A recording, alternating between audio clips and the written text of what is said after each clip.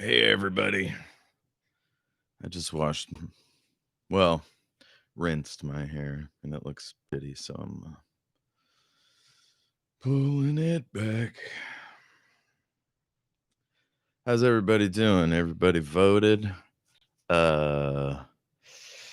Chose not to. Man, my setup's all fucked up. I got a leather couch that's peeling apart, so I got to keep a blanket on it. It's pretty classy over here. I don't usually comment on my setup, but yeah. I'm not really that trashy, trust me. If anybody wants to recommend a good long what do you call it? Sofa cover, couch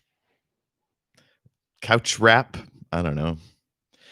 Anyway, I'm Jeff Richardson. I go by Jefe. I'm on I'll be replaying this audio over on my podcast. Everything is awesome. And you should check it out. Oh, funny. It looks like I have a big bong for a dick. Oops.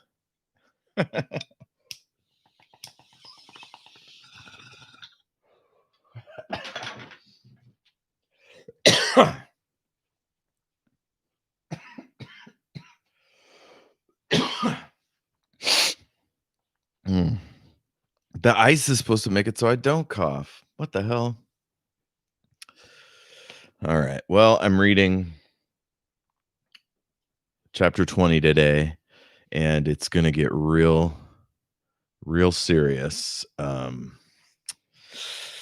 it just kicks right off. You'll know right away. If anybody needs a refresher, the last thing was Doremus was captured and his son-in-law, Dr. Fowler, was executed. Chapter 20, quoting, "The real trouble with the Jews is that they are cruel. Anybody with a knowledge of history knows how they tortured poor debtors in secret catacombs all through the Middle Ages. Whereas the Nordic is distinguished by his gentleness and his kind-heartedness to friends, children, dogs, and people of inferior races." 0 Hour, Berzelius Windrip.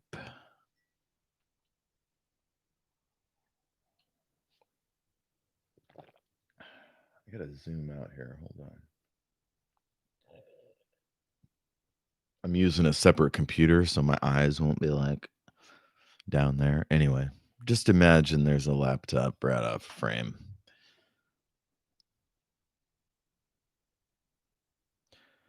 I don't know why you need to imagine that. You know what? Listen to the fucking podcast. If you don't know how space and time works, that's a show for you. All right. The review in Dewey Hake's provincial court of Judge Swan's sentence on Greenhill was influenced by County Commissioner Ledoux's testimony that after the execution, he found in Greenhill's house a cache of the most seditious documents. Copies of Trowbridge's Lance for Democracy, books by Marx and Trotsky, communistic pamphlets urging citizens to assassinate the chief. Mary, Mrs. Greenhill, insisted that her husband had never read such things, that, if anything, he had been too indifferent to politics. Naturally, her word could not be taken against that of Commissioner Ledoux. Assistant Commissioner Staubmeyer, known everywhere as a scholar and man of probity, and Military Judge Effingham Swan. It was necessary to punish Mrs. Greenhill, or rather, to give a strong warning to other Mrs. Greenhills by seizing all the property and money Greenhill had left her. Anyway, Mary did not fight very vigorously. Perhaps she realized her guilt. In 2 days, she turned from the crispest, smartest, most swift spoken woman in Fort Beulah into a silent hag, dragging about in shabby and unkempt black. Her son and she went to live with her father, Doremus Jessup. I just realized that I said, like, I'm really not scummy or whatever about my blanket, but then in the background, you can see my one-ply homemade curtain for the kitchen. Silly. Man. My plants are really nice, though. You can't see them, obviously, but yeah, they're pretty good.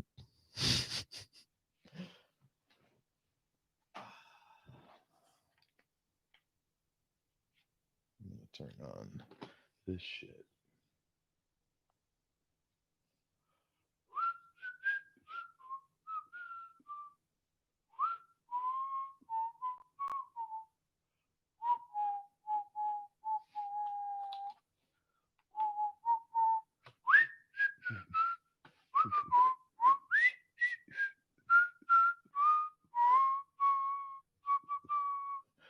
So earlier, he used the word probity. I don't know what that means, but it's probably hilarious in the 1930s. Some said that Jessup should have fought for her and her property, but he was not legally permitted to do so. He was on parole, subject, at the will of the properly constituted authorities, to a penitentiary sentence. So Mary returned to the house and the overfurnished bedroom she had left as a bride. She could not, she said, endure its memories. She took the attic room that had never been quite finished off. She sat up there all day, all evening, and her parents never heard a sound. But within a week, her David was playing about the yard most joyfully, playing that he was an MM officer. What? I would literally scream and yell at my child if I caught him playing the role of a Nazi. Fuck. Mm. Especially because they killed his dad. Like, ugh.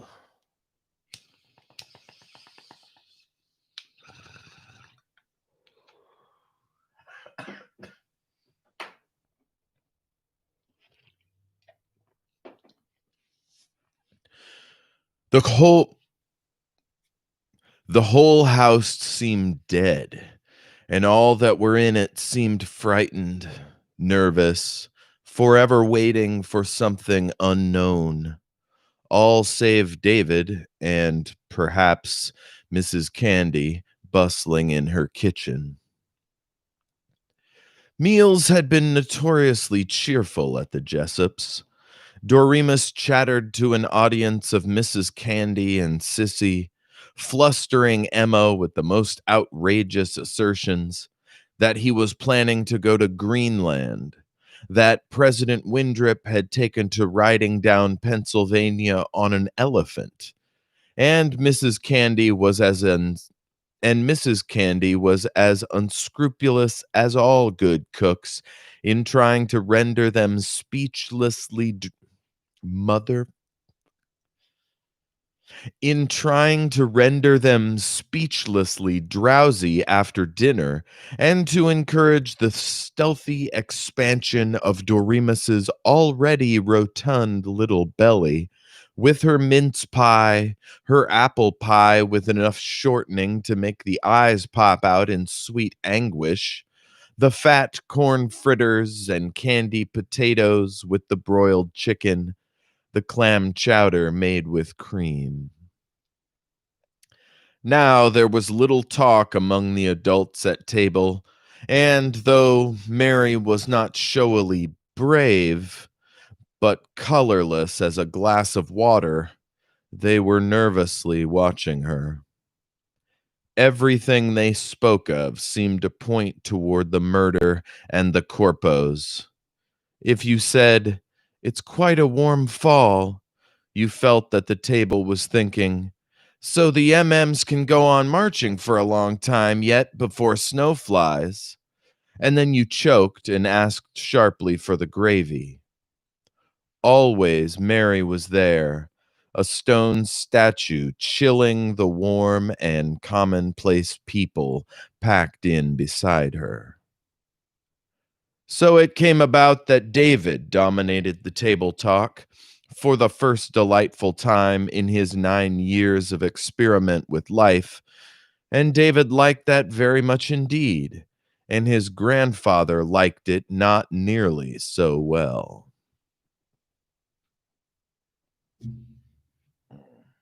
Man, that damn light, but also my giant forehead. It's more obvious when there's not hair around it. Fuck. He chattered like an entire palm full of monkeys about Foolish, about his new playmates, children of Metairie Cole the miller, about about the apparent fact that crocodiles are rarely found in the Beulah River, and the more moving fact that the Rotenstern young had driven with their father clear to Albany. Now Doremus was fond of children, approved of them, felt with an earnestness uncommon to parents and grandparents that they were human beings and as likely as the next one to become editors. But he hadn't enough sap of the Christmas holly in his veins to enjoy listening without cessation to the bright prattle of children. Few males have outside of Louisa May Alcott. He thought, though he wasn't very dogmatic about it, that the talk of a Washington correspondent about politics was likely to be more interesting than Davy's remarks on cornflakes and garter snakes. So he went on loving the boy and wishing he would shut up, and escaped as soon as possible from Mary's gloom and Emma's suffocating thoughtfulness, wherein you felt every time Emma begged, and Emma's suffocating thoughtfulness, wherein you felt every time Emma begged, "Oh, you must take just a little more of the nice chestnut dressing, Mary dearie," that you really ought to bust into tears. Damn it. That you really ought to burst into tears. Doremus suspected that Emma was essentially more appalled by his having gone to jail than by the murder of her son-in-law. What? Immediate grounds for divorce. I mean, I keep having to remind myself that Sinclair Lewis is piling it on. You know, he he put Emma in this family, no doubt, so we would get a little bit of the back and forth between a conservative and a liberal. Um, but I don't know if it's just the moment we're in, but like I can't tolerate it. Like if my house suddenly, by the nature of what has happened to me and to my people, is now 100% serious, fuck you and your chestnut dressing, honey. Respectfully. Ugh.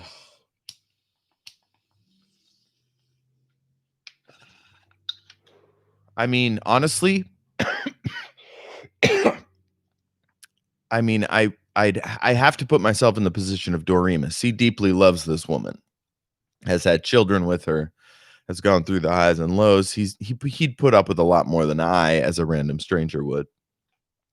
I'm also single at the moment, so it's hard to put myself back into the mindset of my previous love partner would say some wild things, and I would just keep my mouth shut to keep the house running smoothly. Um, so I get that, but I'm also mad at Sinclair Lewis for making Doremus's wife a complete fucking moron. Like, they murdered our son. Shut up. You know, like anyway, I gotta not take these things personally. It's hard, when I'm by myself, I can just put the book down, take a breath, walk around, but it's YouTube. I'm trying to like keep shit moving.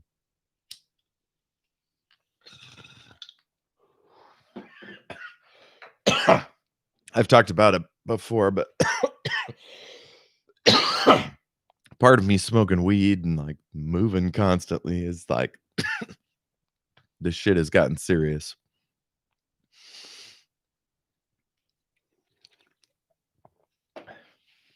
Jessups simply didn't go to jail. People who went to jail were bad, just as barn burners and men accused of that fascinatingly obscure amusement, a statutory offense, were bad. And as for bad people, you might try to be forgiving and tender, but you didn't sit down to meals with them.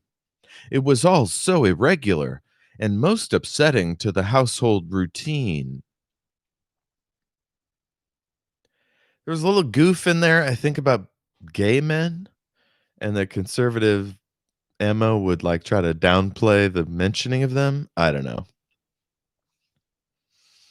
Maybe seeing prostitutes. I don't know. Smoking weed, whatever.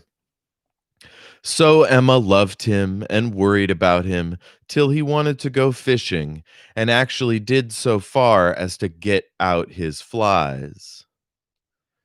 But Lorinda had said to him, with eyes brilliant and unworried, "And I thought you were just a cud chewing liberal that didn't mind being milked. I am so proud of you. You've encouraged me to fight against."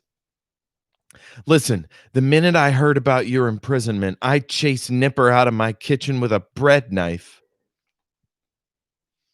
Well, anyway, I thought about doing it.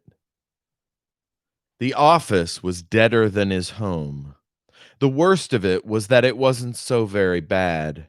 That, he saw, he could slip into serving the corpo state with, eventually, no more sense of shame than was felt by old colleagues of his who, in pre corpo days, had written advertisements for fraudulent mouthwashes or tasteless cigarettes, or written for supposedly reputable magazines mechanical stories about young love.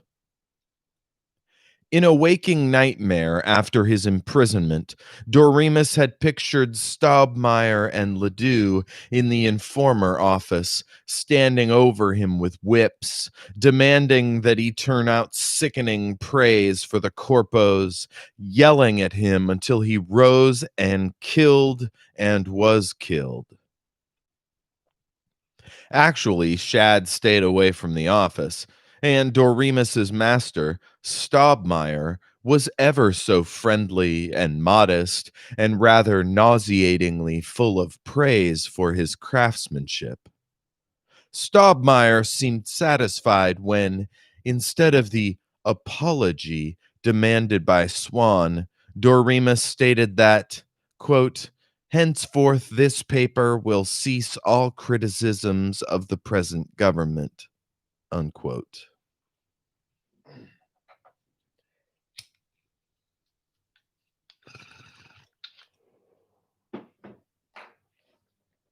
All of this stuff hurts. But for me, because like this is what I do, the idea of some malevolent person right off camera telling me how to interact with the public is so fucked up. It, and I want to say there's no way I would ever do it, um, unless I was part of a resistance and that was my cover. Um, however,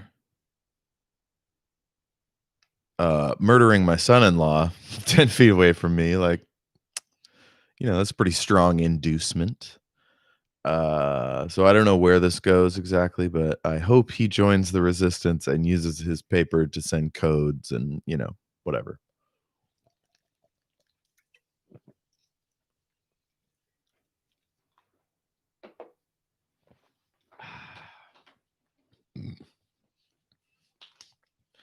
I'm gonna try a joint. This is from Falcana Pacific Blue, and it's in this cool paper tube like a scroll.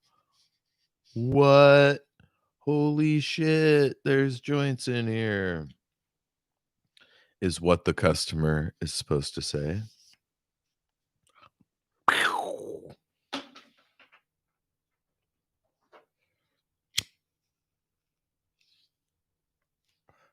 So, sometimes when people talk about celebrities, I think, how come that person isn't doing anything about this shit? Uh, you know, um, they have such a big platform. Your Chrissy Teigens, your Stewart's John, people who, despite all their, statements to the contrary, they're a part of the system. They prop up the capitalist economy. They don't talk about hacked voting machines or, you know, all the myriad problems that make this not a real functioning democracy. Uh, Even if they're married to a black person or they are African American themselves, Oprah, Cosby when he was relevant. Um, and it always reminds me of a story. Oh, the when it happened to me, somebody said like I wish more people were talking about it. And I said, "Yeah, like when's the last time you heard from Janet Jackson? I love her. She did that one video that was like, I don't know, was trying to say something." And what she had to say about the subject. And it's like, I remember this story, which was Dave Chappelle had a delusion, or maybe it happened, where Oprah and Cosby and maybe probably not Janet Jackson, but somebody was there like telling him to suck up and do what they tell you or they're gonna kill you. And maybe it's like that, maybe after a celebrity goes to 2 or more private banquets or whatever, they just get him in a room, eyes wide shut style, and say, "Look, there's aliens, the KKK is in charge of the government," some big secret, and it's like, and we're all in on it, and we can't talk about it. Um, I hope that's the case because if not, it just means they're all assholes. You know what I mean? Like, it's not hard to be like, the Democratic Party stole the election from Bernie Sanders, and so what we're doing right now is completely irrelevant. It's rigged, you know? It doesn't matter, uh, if you're a true believer in democracy, it's just theater. And then a lot of people will dispute that, but let's be real, like, you dispute it because you want it to not be that way. It is that way. Like, I'm just saying, fucking accept it. This is what it is.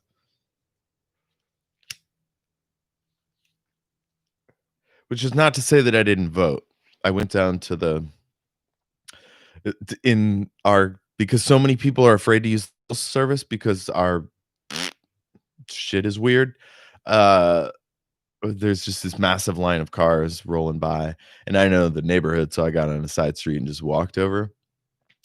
Um, I've never seen it so jam-packed. I went down there because I was worried about, like, nuts with guns, and I didn't see any of those.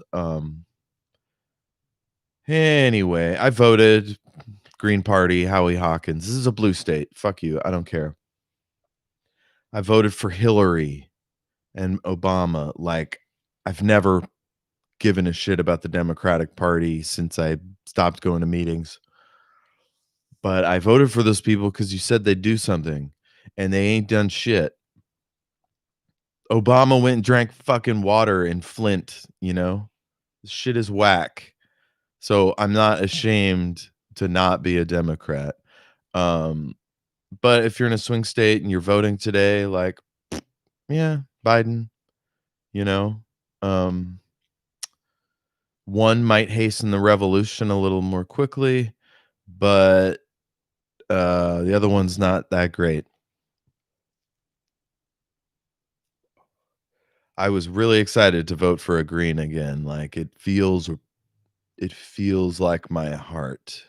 I am a leftist. I'm not a centrist, which is what liberals think they are now or pretend not to be. Whatever.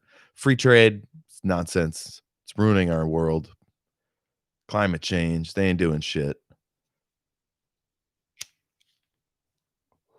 Don't get me started on police brutality. I mean, everything in this book that sounds so horrible and so fucked up is being done to somebody somewhere in our country or in our world, and we ain't doing shit about it. And when I say we, I mean the mainstream American public, mostly white, but unwoke either way.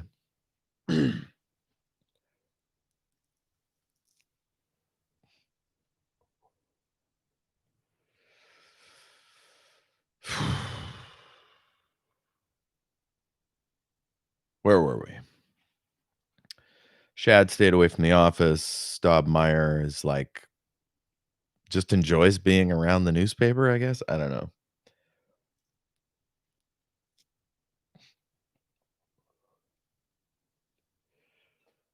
Doremus received from District Commissioner Reek a jolly telegram thanking him for, quote, gallantly deciding turn your great talent service people and correcting errors doubtless made by us in effort set up new more realistic state.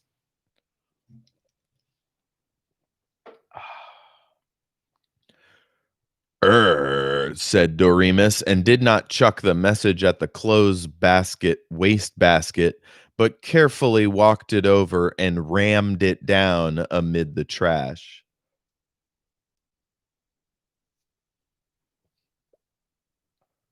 That's where I put everything from my employer. I especially love they'd send out surveys so they can pretend that they care about what the workers think. And I don't even open it. I just drop it right in the trash at my case while I'm working. And I don't know if one day, the day after I did that, I got another one. I don't know if they'd sent two or if somebody had pulled it out and then put it back on my case. Either way, it went right back in. Mm.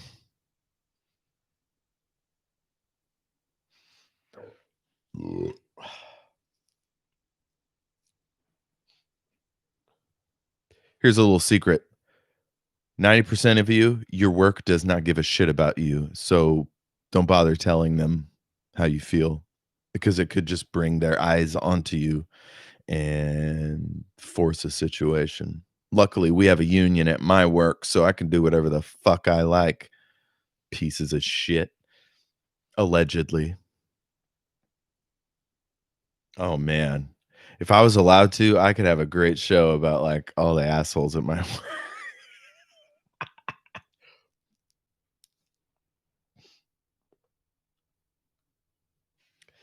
He was able, by remaining with the informer in her prostitute days, to keep Staubmeyer from discharging Dan Wilgus, who was sniffy to the new boss and unnaturally respectful now to Doremus. And he invented what he called the Yao Yao editorial.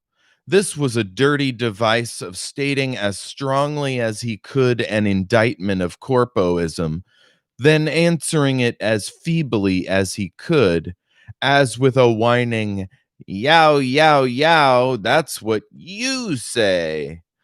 Neither Staubmeyer nor Shad caught him at it, but Doremus hoped fearfully that the shrewd Effingham swan would never see the yow yows. I really want to Google this. Yow yows? What the hell?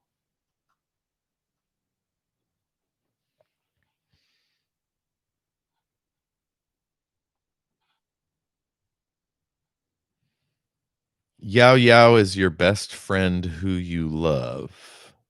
That is Urban Dictionary. That's probably not right, or the definition he was using. It's a dialectical British version of "you." Yow. Used to express excitement, joy, or surprise. Yow yow. No examples. Meaning of yow yow. What? That's in Russian. Why do we need that? Oh boy. Yow. Oh, also an exclamation or shout of pain, dismay, etc. That's an interesting alternative reading.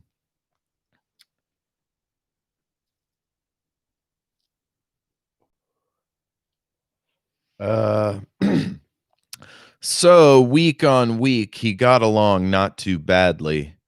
And there was not 1 minute when he did not hate this filthy slavery, when he did not have to force himself to stay there, when he did not snarl at himself, "Then why do you stay?" His answers to that challenge came glibly and conventionally enough. He was too old to start in life again, and he had a wife and family to support. Emma, Sissy, and now Mary and David.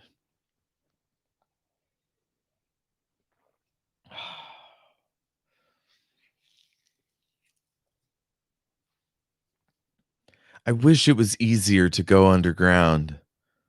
Think about it. Even in this moment in history, there are people who should already have done it.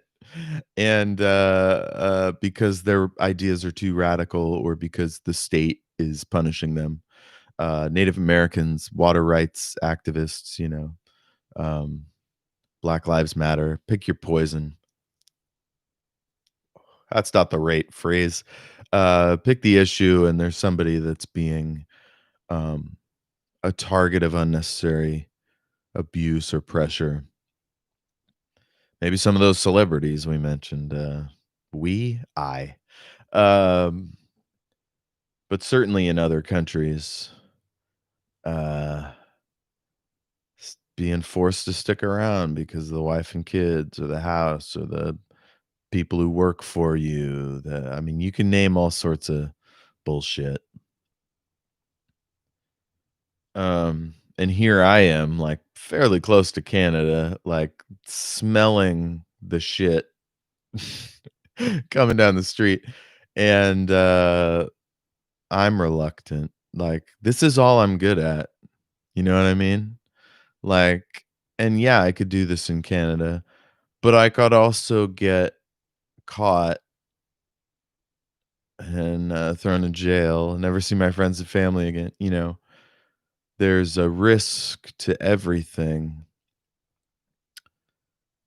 And I imagine we'll see in this book eventually the risk will be outweighed by the reward, which is whatever, living an authentic life somewhere else.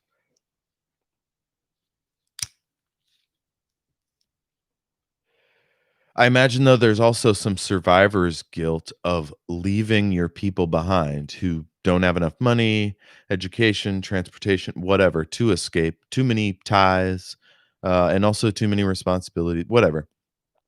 It's a lot easier for one person to escape than 30, you know? Um, and we see that with refugees from Syria, from Honduras, wherever. If they come in like a group of 30, it's from 30 different families. It's never like 16 people were greeted warmly in New York City.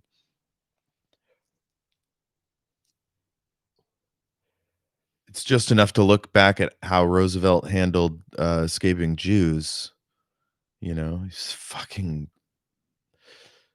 I feel weird about using the word savage now, but it was savage, like, just brutal. Same with Trump and Syrians. Like, all of those people need a safe place to land. Work it out. Work out effective quotas between the nations that are accepting. Like, use the United Nations for something, you know? Like, do your fucking job, as we like to say to cops and government officials. Like, do your fucking job and make America what it was supposed to be, an open, welcoming place for people of all creeds and colors and nationalities and ethnicities.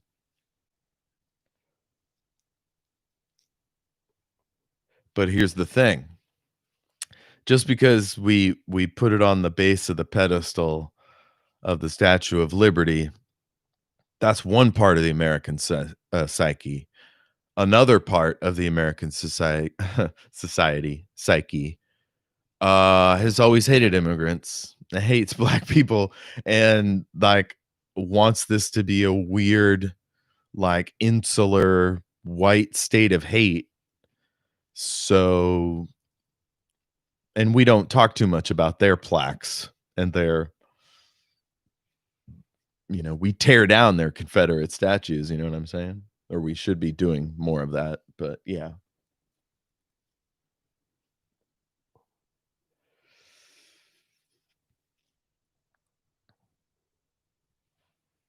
let's get back into it, shall we?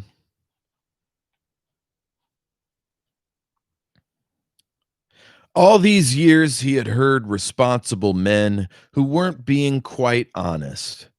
Radio announcers who soft soaped speakers, who were fools and wares that were trash, and who canarishly chirped, "Thank you, Mr. Blister," when they would rather have kicked Major Blister. Preachers who did not believe the decayed doctrines they dealt out. Doctors who did not dare tell lady invalids that they were sex hungry exhibitionists. Merchants who peddled bras. Merchants who peddled brass for gold. Heard all of them complacently excuse themselves by explaining that they were too old to change and that they had a wife and family to support.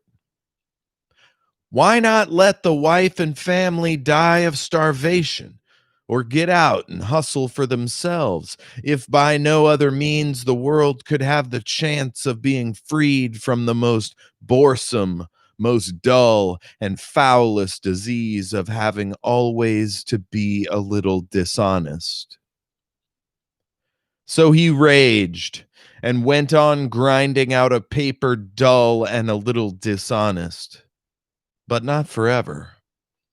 Otherwise, the history of Doremus Jessup would be too drearily common to be worth recording.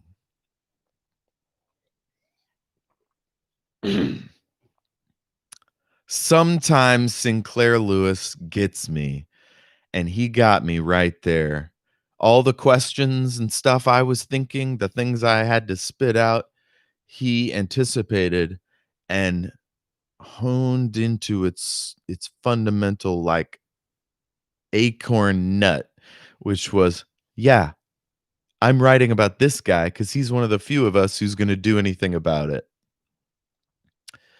It's almost like I wonder if Harper Lee did that with Atticus Finch, is like, this town that's trying to lynch a black man, that's America. That's you, reader. And Atticus Finch is extremely rare. And maybe you could try being like him. Um, it's the New Testament, right? Here's a guy who's better than you. Be like him. Um, yeah, it's interesting. If his sentences were a little shorter and his jokes a little more timeless, I think this book would be a lot more commonly read, which is why I'd love to adapt it to audio drama, with like updated references.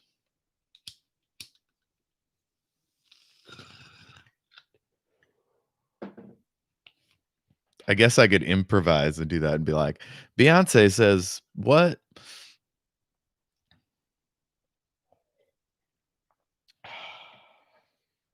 That wasn't a joke. That was like a premise setup? I don't know. Again and again, figuring it out on rough sheets of copy paper, adorned also with concentric circles, squares, whorls, and the most improbable fish, he estimated that even without selling the informer or his house, as under corpo espionage he certainly could not if he fled to Canada, he could cash in about $20,000. Say enough to give him an income of 1,000 a year, $20 a week, provided he could smuggle the money out of the country, which the corpos were daily making more difficult. Well, Emma and Sissy and Mary and he could live on that in a 4-room cottage, and perhaps Sissy and Mary could find work. But as for himself, it was all very well to talk about men like Thomas Mann and Lion Feuchtwanger and Romain Roland, who in exile remained writers whose every word was in demand, about Professors Einstein or Salvemini, or under corpoism, about the recently exiled or self exiled Americans, Walt Trowbridge, Mike Gold, William Allen White, John Dos Passos, H.L. Mencken, Rexford Tugwell, Oswald Villard. Nowhere in the world, except possibly in Greenland or Germany, would such stars be unable to find work and soothing respect. But what was an ordinary newspaper hack, especially if he was over 45, to do in a strange land? And more especially if he had a wife named Emma, or Carolina, or Nancy, or Griselda, or anything else, who didn't at all fancy going and living in a sod hut on behalf of honesty and freedom. So debated Doremus, like some hundreds of thousands of other craftsmen, teachers, lawyers, whatnot, in some dozens of countries under a dictatorship, who were aware enough to resent the tyranny, conscientious enough not to take its bribes cynically, yet not so abnormally courageous as to go willingly to exile or dungeon or chopping block, particularly when they had wives and families to support. I'm sorry, I don't know if I'm hungry or if it's coffee and LaCroix.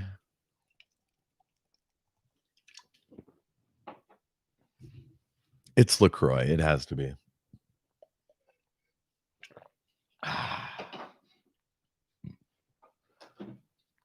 Or the fucking subject matter, right? Like, nobody wants to think about going underground. A lot of people have tried to uh, shame people who went to Canada to avoid Vietnam, like, and especially this idea about the lower level dissident,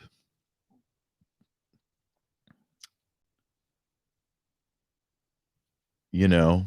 Like, who cares? We have doctors in this country who are cab drivers, right? That's like a trope because it's a real fucking thing.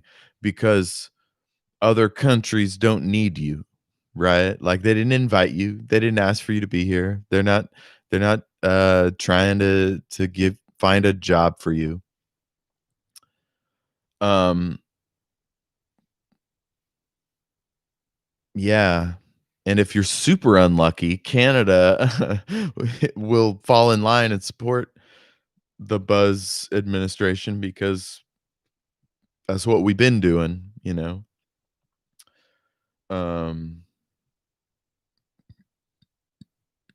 yeah. I don't know, man. You kill my daughter's husband, I'm gone. Like I'm just Like, unless the resistance contacts me and is like, "Yo, you gotta stick around," um, I'm fucking out of there. If somebody did something to somebody I'm close to, I mean, shit, I think about Battlestar Galactica. There's a season where, uh, everybody's being oppressed, and it's like they explore it, like, it's really tough. Not everybody's willing to do violence on behalf of the resistance. Not everyone who who is willing is any good at it. And not many who aren't willing to do violence are willing to escape, or serve some other resistance function or go to prison. Um,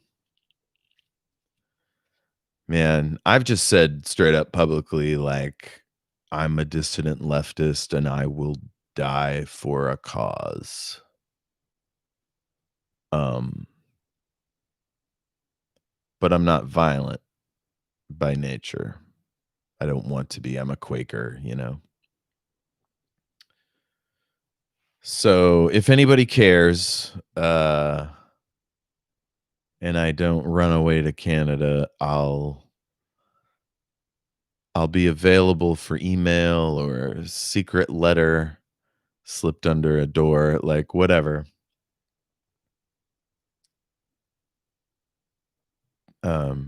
Yeah. Shit is dark, man.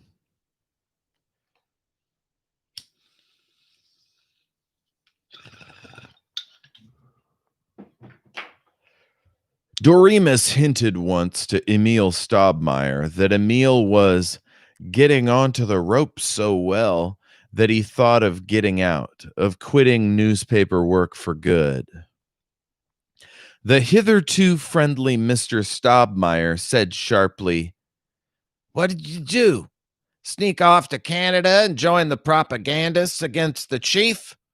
Nothing doing. You'll stay right here and help me. Help us." And that afternoon, Commissioner Shad Ledoux shouldered in and grumbled, "Dr. Staubmeier tells me you're doing pretty fairly good work, Jessup, but I want to warn you to keep it up. Remember that Judge Swan only let you out on patrol. Remember that Judge Swan only let you out on parole. To me, you can do fine if you just set your mind to it." If you just set your mind to it. The one time when the boy Doremus had hated his father had been when he used that condescending phrase.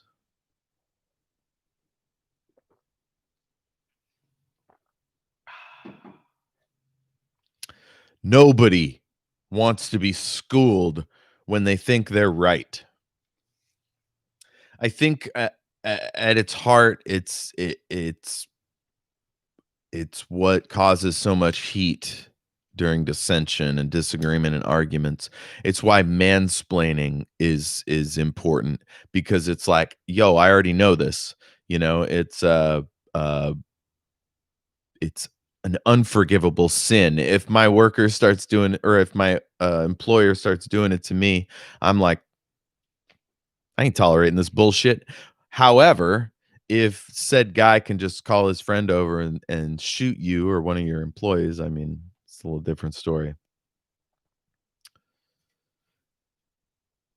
He saw that for all the apparent prosaic calm of day after day on the paper, he was equally in danger of slipping into acceptance of his serfdom and of whips and bars if he didn't slip. And he continued to be just as sick each time he wrote, "The crowd of 50,000 people who greeted President Winthrop in the University Stadium at Iowa City was an impressive sign of the constantly growing interest of all Americans in political affairs. And Stobmeyer changed it to the vast and enthusiastic crowd of 70,000 loyal admirers who wildly applauded and listened to the stirring address of the chief in the handsome University Stadium in beautiful Iowa City, Iowa, is an impressive yet quite typical sign of the growing devotion of all true Americans to political study under the inspiration of the Corpo government.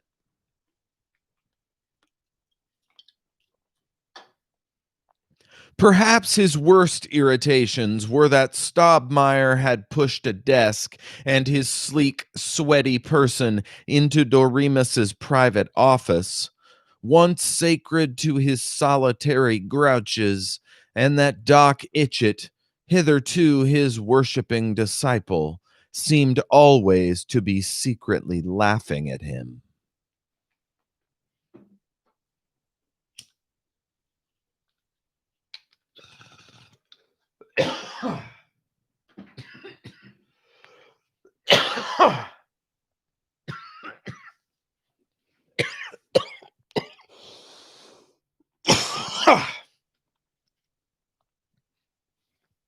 Sorry about that.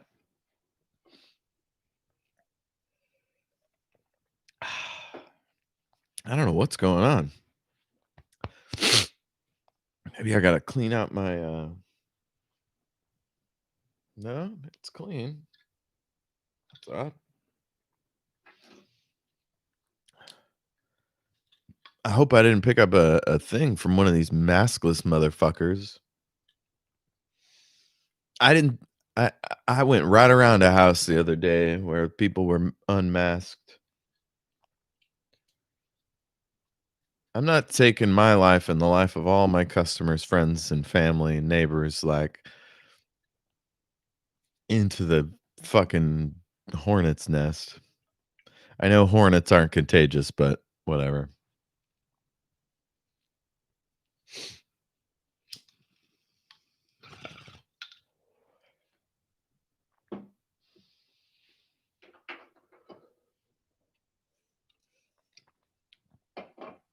This is a tough sentence. Check this out. Under a tyranny, most friends are a liability. 1/4 of them turn reasonable and become your enemies. One quarter are afraid to stop and speak, and 1/4 are killed and you die with them. But the blessed final quarter keep you alive. When he was with Lorinda, gone was all the pleasant toying and sympathetic talk with which they had relieved boredom. She was fierce now and vibrant. She drew him close enough to her, but instantly she would be thinking of him only as a comrade in plots to kill off the corpos. And it was pretty much a real killing off that she meant.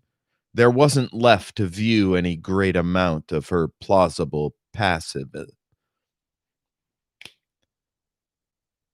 And it was pretty much a real killing off that she meant. There wasn't left to view any great amount of her plausible pacifism. She was busy with good and perilous works. Partner Nipper had not been able to keep her in the tavern kitchen. She had so systematized the work that she had many days and evenings free, and she had started a cooking class for farm girls and young farm wives who, caught between the provincial and the industrial generations, had learned neither good rural cooking with a wood fire nor yet how to deal with canned goods and electric grills, and who most certainly had not learned how to combine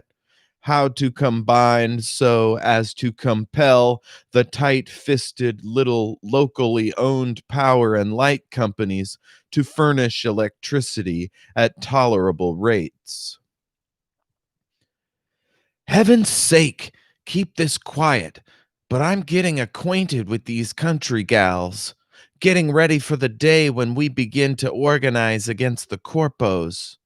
I depend on them, not the well to do women that used to want suffrage, but that can't endure the thought of revolution, Lorinda whispered to him.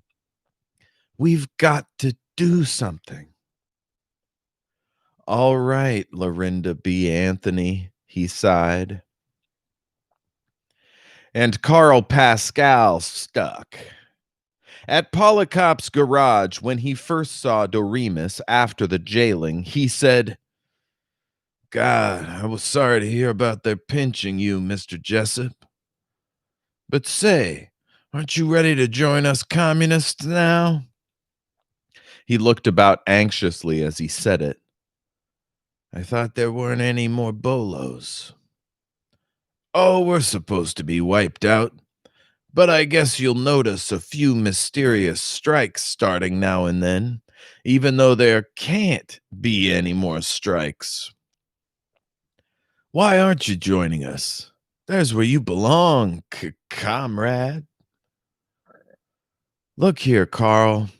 You've always said the difference between the socialists and the communists was that you believed in complete ownership of all means of production, not just utilities, and that you admitted the violent class war and the socialists didn't. That's poppycock. The real difference is that you communists serve Russia. It's your holy land. Well, Russia has all my prayers right after the prayers for my family and for the chief. But what I'm interested in civilizing and protecting against its enemies isn't Russia, but America. Is that so banal to say? Well, it wouldn't be banal for a Russian comrade to observe that he was for Russia. And America needs our propaganda more every day. Another thing, I'm a middle class intellectual. I'd never call myself any such a damn silly thing.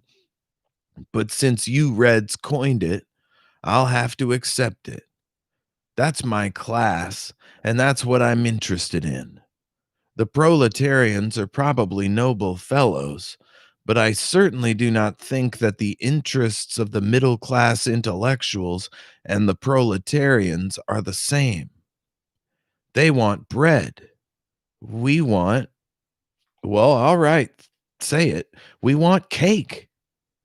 And when you get a proletarian ambitious enough to want cake too, why, in America, he becomes a middle class intellectual just as fast as he can, if he can. Look here, when you think of 3% of the people owning 90% of the wealth, I don't think of it.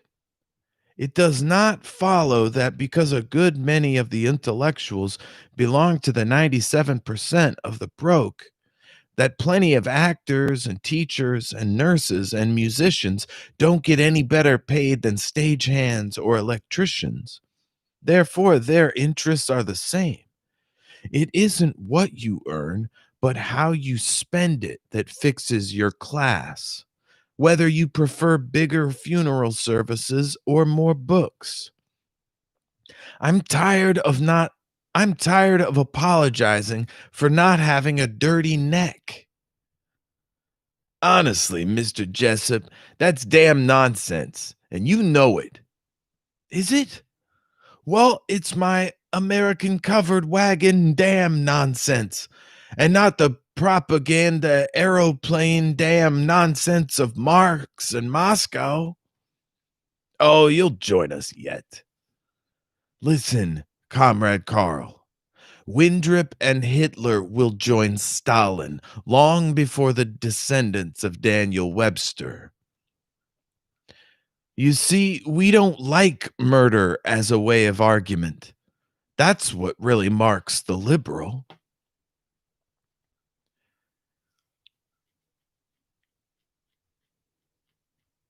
Is it?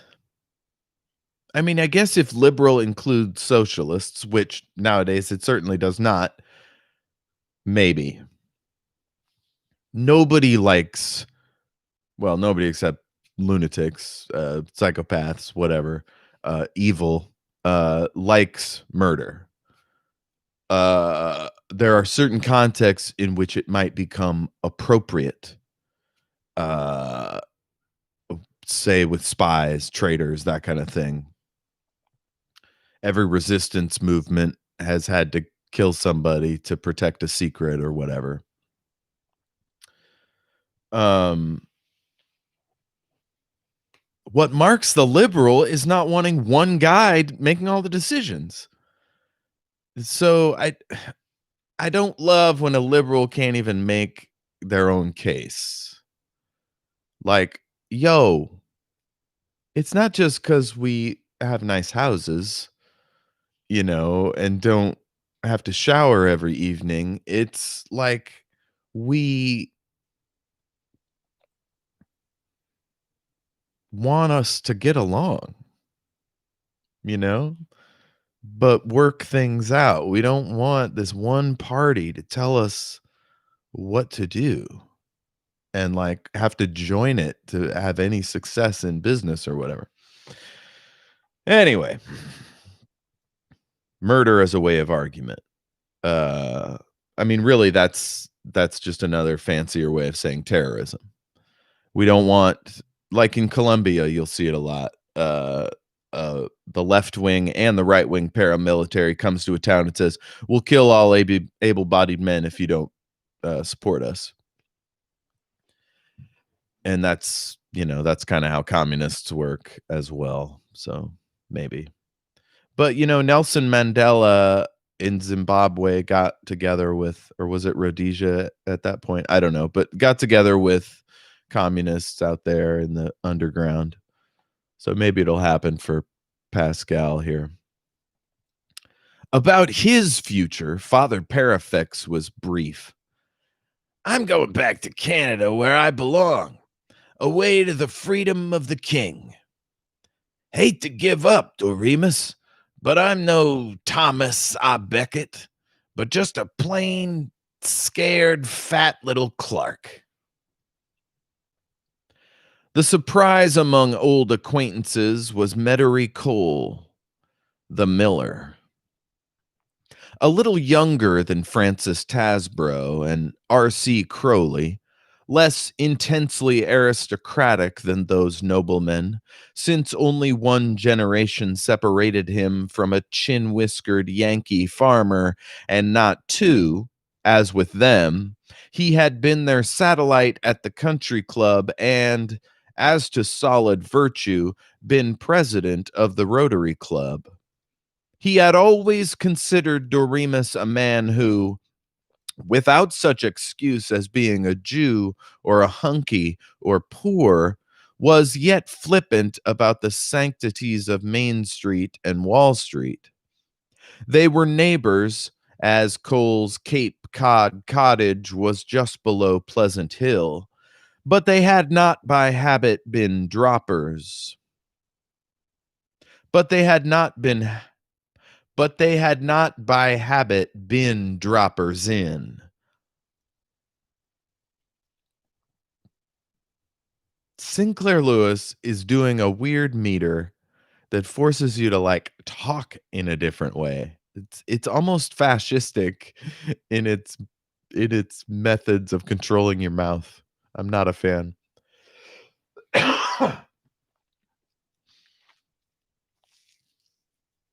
Now, when Cole came bringing David home, or calling for his daughter Angela, David's new mate, toward supper time of a chilly fall evening, he stopped gratefully for a hot rum punch and asked Doremus whether he really thought inflation was such a good thing.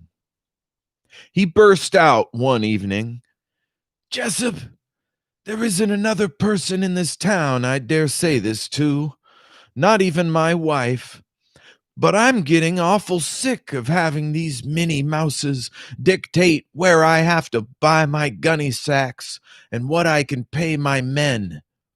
I won't pretend I ever cared much for labor unions, but in those days, at least the Yape At least the union members did get some of the swag. Now it goes to support the MMs. We pay them and pay them big to bully us. It don't look so reasonable as it did in 1936. But golly, don't tell anybody I said that. And Cole went off shaking his head, bewildered. He who had ecstatically voted for Mr. Windrip.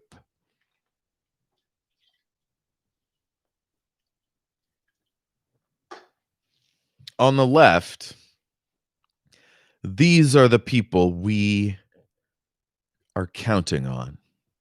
It's like in Harry Potter, uh, R.I.P.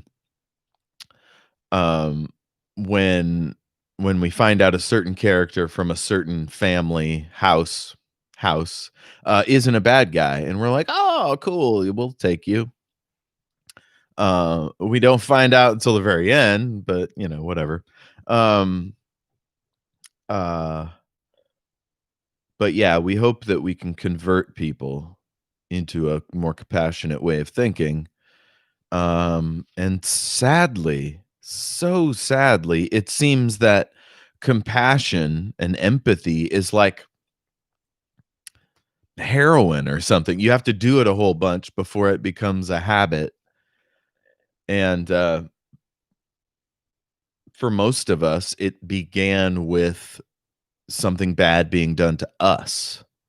For me, it was having a manager basically lie to me and tell me he wouldn't call me in on my day off and then called me in on my day off. And then I said the F word and they were going to discipline me. So I met my shop steward who protected me. And he just happened to be the guy in the case next door. Um, and then he ended up becoming president of the union. So like, if all those things hadn't happened, I might not care so much about my fellow worker.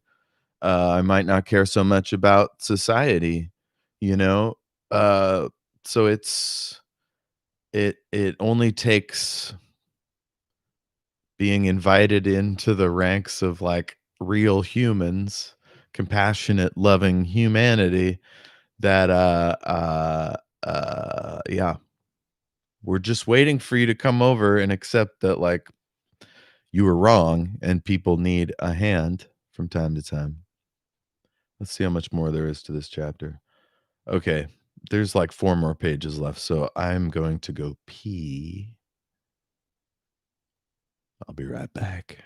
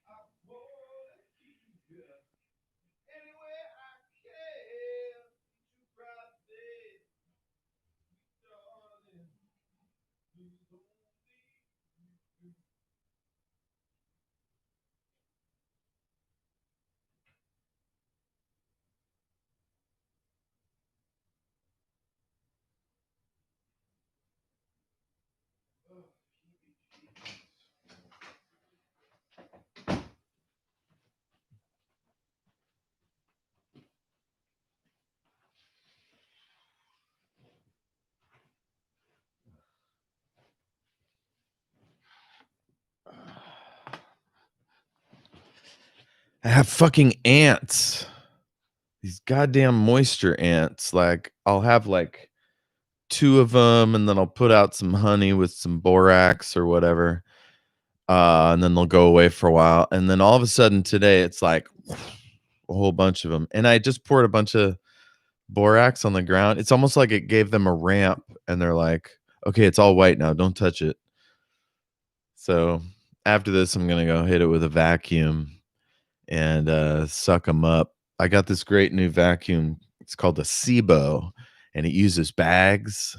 So I love that. Anyway, it's really cool. It's used, but it's like, check out Big Vac if you're in Tacoma. You can get your vacuums repaired, and also you can buy a sweet used vac for like 100 off or 200 off or whatever retail. Pretty great. Good people there. They're your like crusty small business types. Kind of reminds me of some of these folks that might have they have a little Shad Ledoux energy. I don't know what their politics are, but you know, crusty working class types. All right.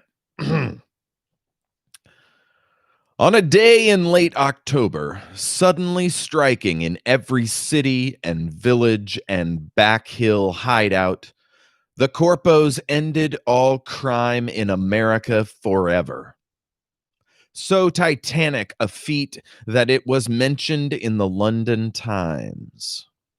70,000 selected Minutemen, working in combination with town and state police officers, all under the chiefs of the government Secret Service, arrested every known or faintly suspected criminal in the country. They were tried under court-martial procedure. 1 in 10 was shot immediately.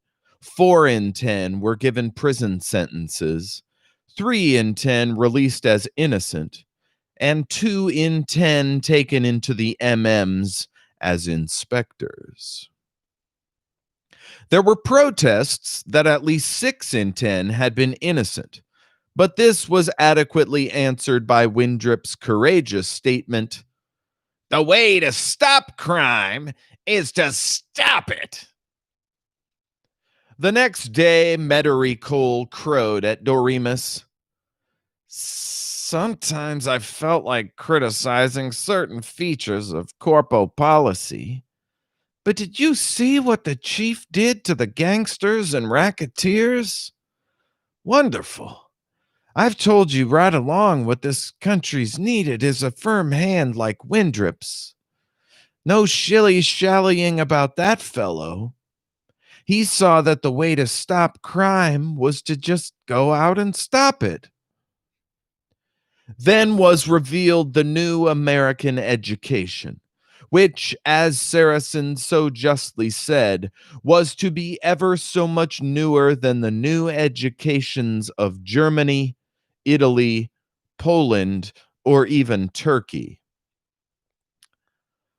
Okay, so I'm sure this was intentional because Lewis has barely mentioned Metairie Cole up to this point.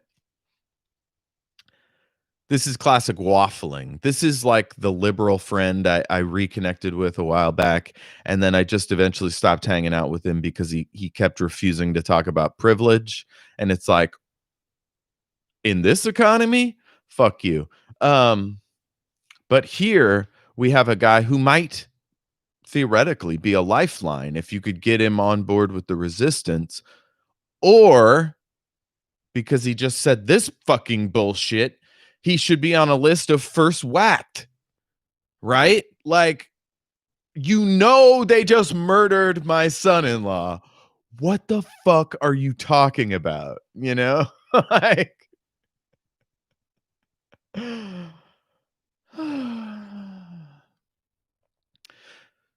then was revealed the new American education, which, as Saracen so justly said, was to be ever so much newer than the new educations of Germany, Italy, Poland, or even Turkey.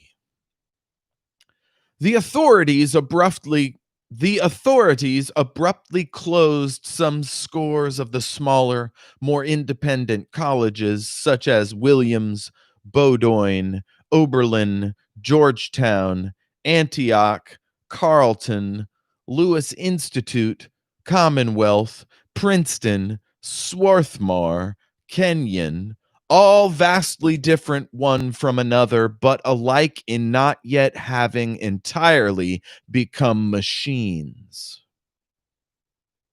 Few of the state universities were closed.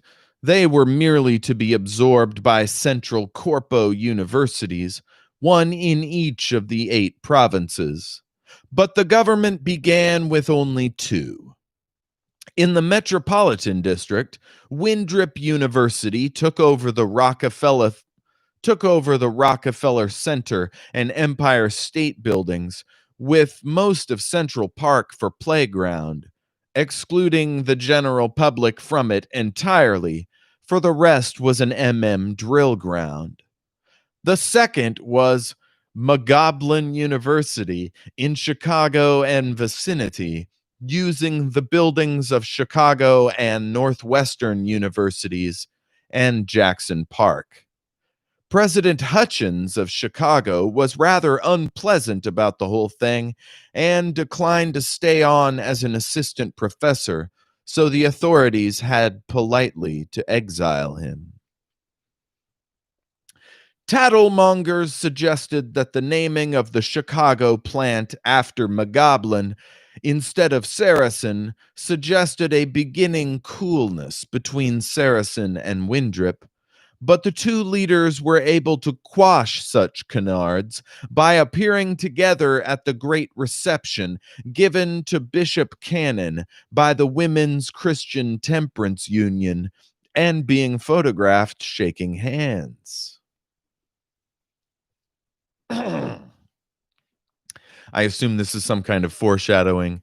There's a whole lot of how do I put it? There's a whole lot of supporting evidence that there were like basically 3 important people in the Cuban regime: Fidel Castro, his brother Raul, and this guy Almeida. And if there ever was some sort of obvious discord between any of them, it would have been immediately squashed, because every resistance movement can only tolerate a few powerful people. It's why in Germany they killed off Heydrich, right? I think it was Heydrich. Whoever started the brown shirts, whoever that guy was. Um, I should look it up. I don't want to get this wrong. Who ran the brown shirts? Sturmabteilung. Nope, that's not what I want. Brown shirts. SA. They were called the SA at one point. German Stormtroopen. Yeah, the Stormtroopen. Paramilitary organization. SA founded in Munich. Ernst Röhm. That's the guy that they whacked. So going back to the book, it's kind of like diplomacy too. Like all the things these people want to say, they couch. And I guess Doremus is learning to do that now, couching their words and actions in safe ways that give the impression that everything's rosy.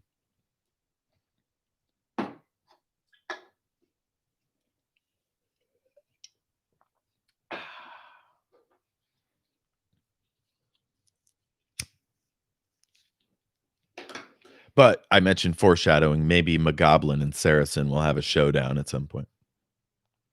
Each of the 2 pioneer universities started with an enrollment of 50,000, making ridiculous the pre-corpo schools, none of which in 1935 had had more than 30,000 students. The enrollment was probably helped by the fact that anyone could enter upon presenting a certificate showing that he had completed 2 years in a high school or business college and a recommendation from a corpo commissioner.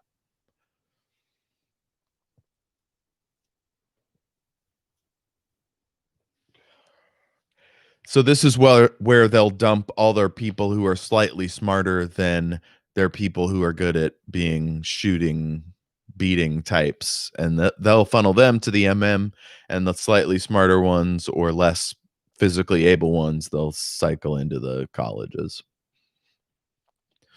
Dr. McGoblin pointed out that this founding of entirely new universities showed the enormous cultural superiority of the corpo state to the Nazis, Bolsheviks, and fascists.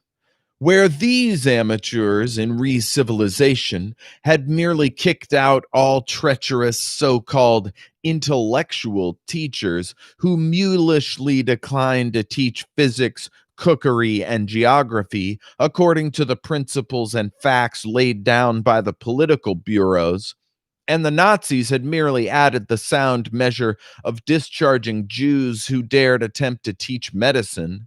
The Americans were the first to start new and completely orthodox institutions, free from the very first of any taint of intellectualism.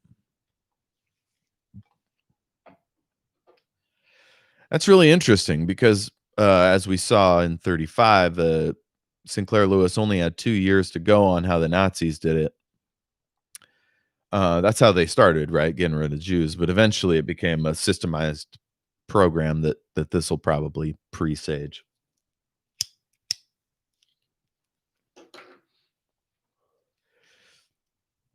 All corpo universities were to have the same curriculum, entirely practical and modern, free of all snobbish tradition. Entirely omitted were Greek, Latin, Sanskrit, Hebrew, biblical study, archaeology, philology, all history before 1500, except for one course which showed that through the centuries, the key to civilization had been the defense of Anglo-Saxon purity against barbarians. Philosophy and its history, psychology, economics, anthropology were retained, but to avoid the superstitious errors in ordinary textbooks, they were to be conned only in new books prepared by able young scholars under the direction of Dr. McGoblin.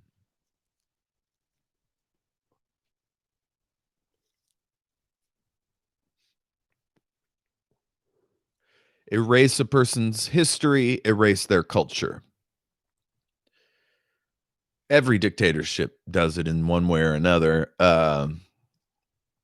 which is why it's so disturbing that we've let the slide to the right occur in this country, where the Texas school board, because the Texas school book depository is the largest in the country, for some reason, they guide policy in nearly every school board in America. It's if it was centralized federally, it would be even worse.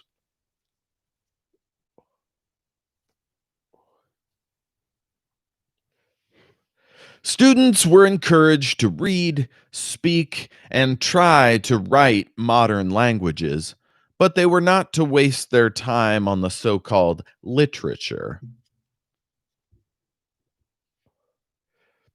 Reprints from recent newspapers were used instead of antiquated fiction and sentimental poetry.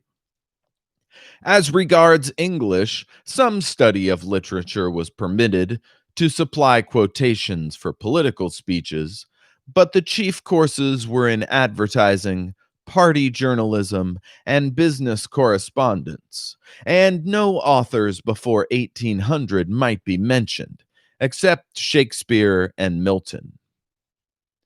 In the realm of so called pure science, it was realized that only too much and too confusing research had already been done, But no pre corpo university had ever shown such a wealth of courses in mining engineering, lakeshore cottage architecture, modern foremanship and production methods, exhibitionist,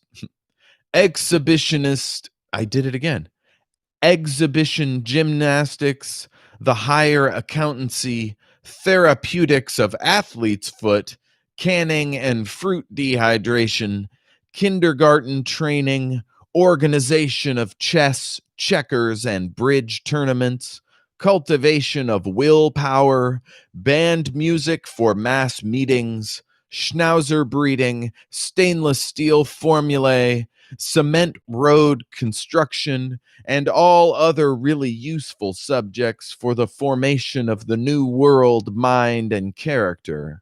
And no scholastic institution, even West Point, had ever so richly recognized sport as not a subsidiary, but a primary department of scholarship. All the more familiar games were earnestly taught, and to them were added the most absorbing speed contests in infantry drill, aviation, bombing and operation of tanks, armored cars, and machine guns. All of these carried academic credits, though students were urged not to elect sports for more than one third of their credits. What really showed the difference from old fogey inefficiency was that with the educational speed up of the corpo universities, any bright lad could graduate in 2 years. Think about that. Remember earlier when they said all you need is 2 years of high school? So a 16-year-old could go to college for 2 years and become 18 and a college graduate competing with 25 and 30 and 40-year olds for jobs. So inside of 2 years, we're going to see 18-year-olds and 20-year-olds in charge of grown people. That's fucked up. As he read the prospectuses for these Ringling, Barnum, and Bailey universities, Doremus remembered that Victor Loveland, who a year ago had taught Greek in a little college called Isaiah, was now grinding out reading and arithmetic in a corpo labor camp in Maine. Oh well, Isaiah itself had been closed, and its former president, Dr. Owen J. Peasley, district director of education, was to be right hand man to Professor Almeric Trout when they founded the University of the Northeastern Province, which was to supplant Harvard, Radcliffe, Boston University, and Brown. He was already working on the University Yell, and for that project had sent out letters to 167 of the more prominent poets in America asking for suggestions.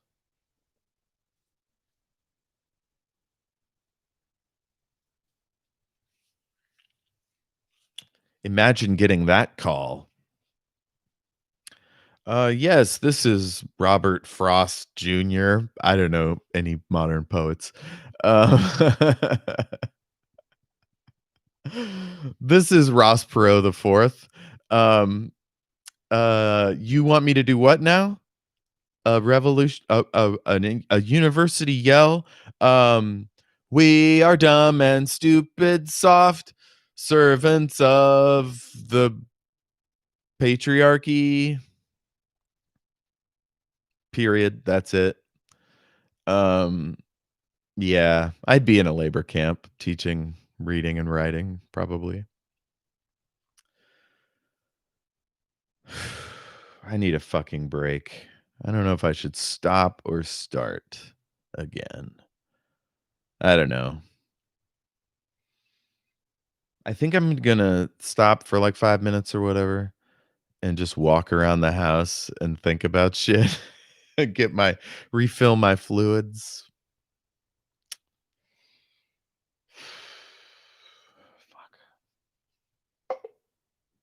Beep, beep, beep, doo. Beep, beep, beep, doo. Beep, beep, beep, doo.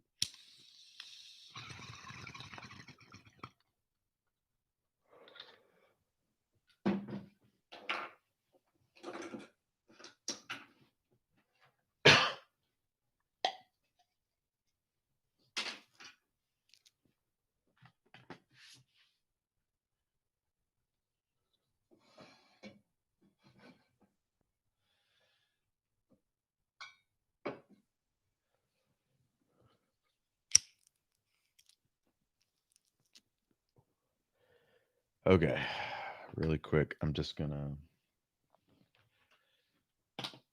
stop and save my Audacity file.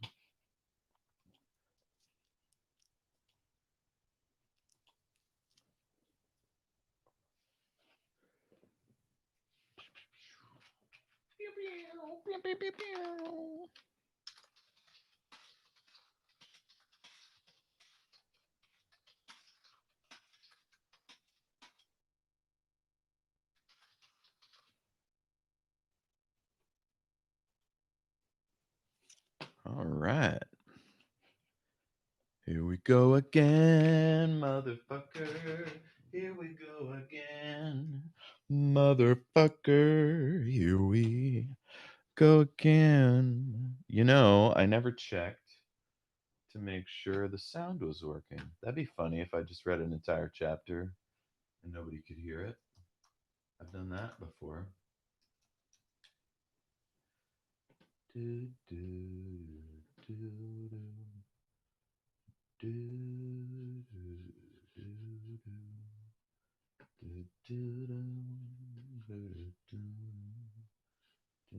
Oh man, I screwed it up.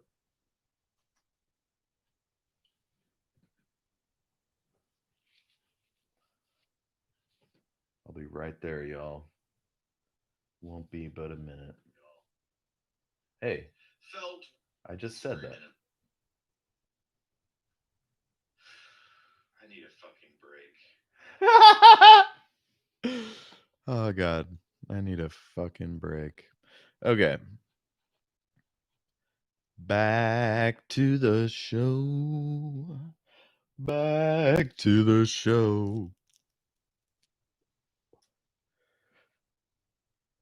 Chapter 21. It was not only the November sleet setting up a forbidding curtain before the mountains, turning the roadways into slipperiness on which a car would swing around and crash into poles, that kept Doremus stubbornly at home that morning, sitting on his shoulder blades before the fireplace.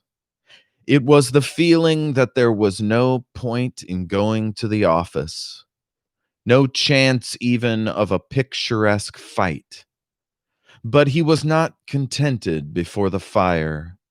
He could find no authentic news even in the papers from Boston or New York, in both of which the morning papers had been combined by the government into one sheet, rich in comic strips, in syndicated gossip from Hollywood, and indeed lacking only any news.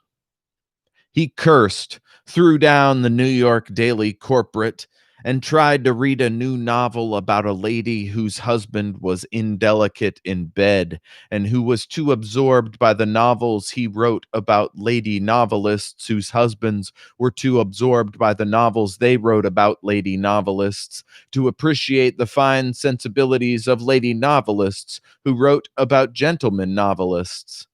Anyway, he chucked the book after the newspaper.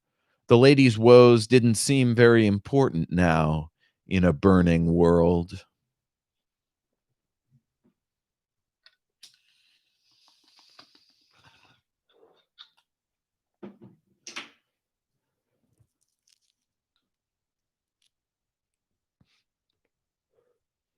He could hear Emma in the kitchen discussing with Mrs. Candy the best way of making a chicken pie. They talked without relief. Really, they were not so much talking as thinking aloud. Doremus admitted that the nice making of a chicken pie was a thing of consequence, but the blur of voices irritated him. Then Sissy slammed into the room, and Sissy should an hour ago been at as and Sissy should an hour ago have been at high school where she was a senior, to graduate next year and possibly go to some new and horrible provincial university. What ho! What are you doing home? Why aren't you in school? Or was that Emma?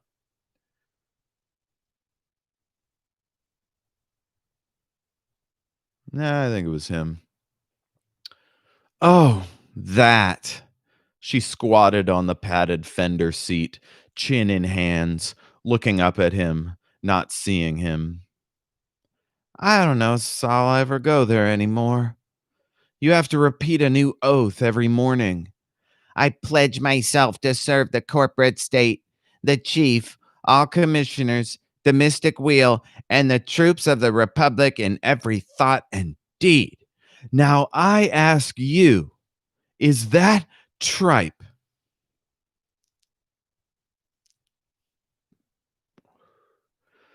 How are you going to get into the university? Huh. Smile at Professor Stobmeyer if he doesn't gag me. Oh, that's not right. Smile at Prof. Stobmeyer if it doesn't gag me. Oh, well, he could not think of anything meatier to say. The doorbell, a shuffling in the hall as of snowy feet, and Julian Falk came sheepishly in. Sissy snapped, "Well, I'll be. What are you doing home? Why aren't you in Amherst?"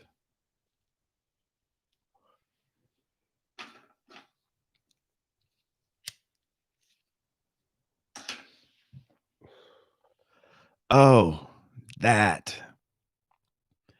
He squatted beside her. He absently held her hand, and she did not seem to notice it either. "Amherst's got hers. Corpo's closing it today. I got tipped off last Saturday and beat it. They have a cute way of rounding up the students when they close a college and arresting a few of them just to cheer up the profs." To Doremus, "Well, sir, I think you'll have to find a place for me on the Informer, wiping presses. Could you?"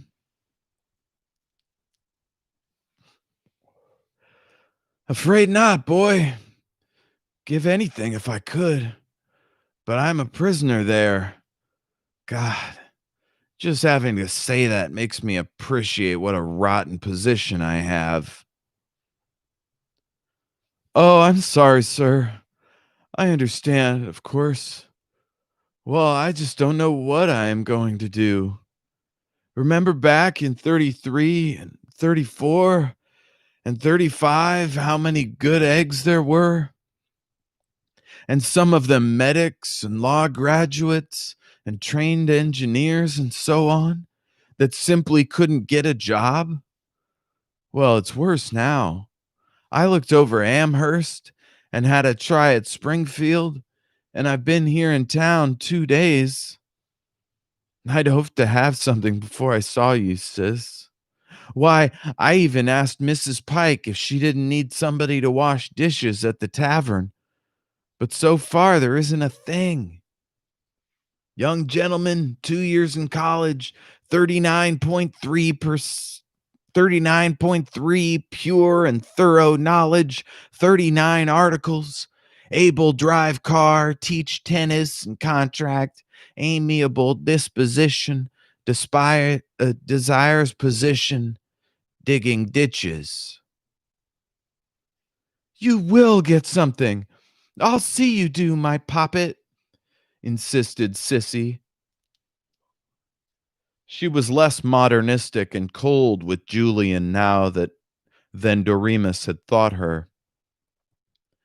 "Thanks, sis, but honest to God, I hope I'm not whining, but looks like I'd have to enlist in the lousy MMs or go to a labor camp. I can't stay home and sponge on Granddad. The poor old Reverend hasn't got enough to keep a pussycat and face powder." "Look it! Look it!" Sissy clinched with Julian and bussed him unabashed. "I've got an idea, a new stunt. You know, one of these new careers for youth things. Listen, last summer there was a friend of Lindy Pike's staying with her, and she was an interior decorator from Buffalo, and she said they have a hell of a sissy time getting real, genuine, old hand hewn beams that everybody wants so much now in these phony old English suburban living rooms. Well, look, round here, there's 10 million old barns with hand adzed beams just falling down. Farmers probably be glad to have you haul them off. I kind of thought about it for myself, being an architect, you know, and John Polycop said he'd sell me a swell, dirty looking old 5-ton truck for 400 bucks in pre inflation, real money, I mean, and on time. Let's you and me try a load of assorted fancy beams." "Swell," said Julian. "Well," said Doremus. "Come on!" Sissy leaped up. "Let's go ask Lindy what she thinks. She's the only one in this family that's got any business sense." "I don't seem to hanker much after going out there in this weather. Nasty roads," Doremus puffed. Nonsense, Doremus. With Julian driving? He's a poor speller and his backhand is fierce, but as a driver, he's better than I am. Why, it's a pleasure to skid with him. Come on. Hey, Mother, we'll be back in an hour or two. If Emma ever got beyond her distant, "Why, I thought you were in school already." None of the three musketeers heard it. They were bundling up and crawling out into the sleet. So, how do we feel about this? The fact that Sissy basically made herself part of Lorinda and Doremus's resistance cell, basically lying to Emma and just doing whatever the fuck. Is that really what it's like? Like when you become a revolutionary, do you just team up with a couple people and do your thing? I wonder who my two people would be. I guess it'd have to be two people who would pick me. So that narrows the list down considerably. Um there's one I want to say, but probably wouldn't just because of their particular attachments. There's one I know absolutely 100% for sure. And it's weird to say that, but I I think so. There's one other person, but they live far away. If it was somebody in town, I think it would have to be one of that contact's contact, which would be fine. I'd be the, like, 3rd wheel or whatever. Um, if I were to choose, though,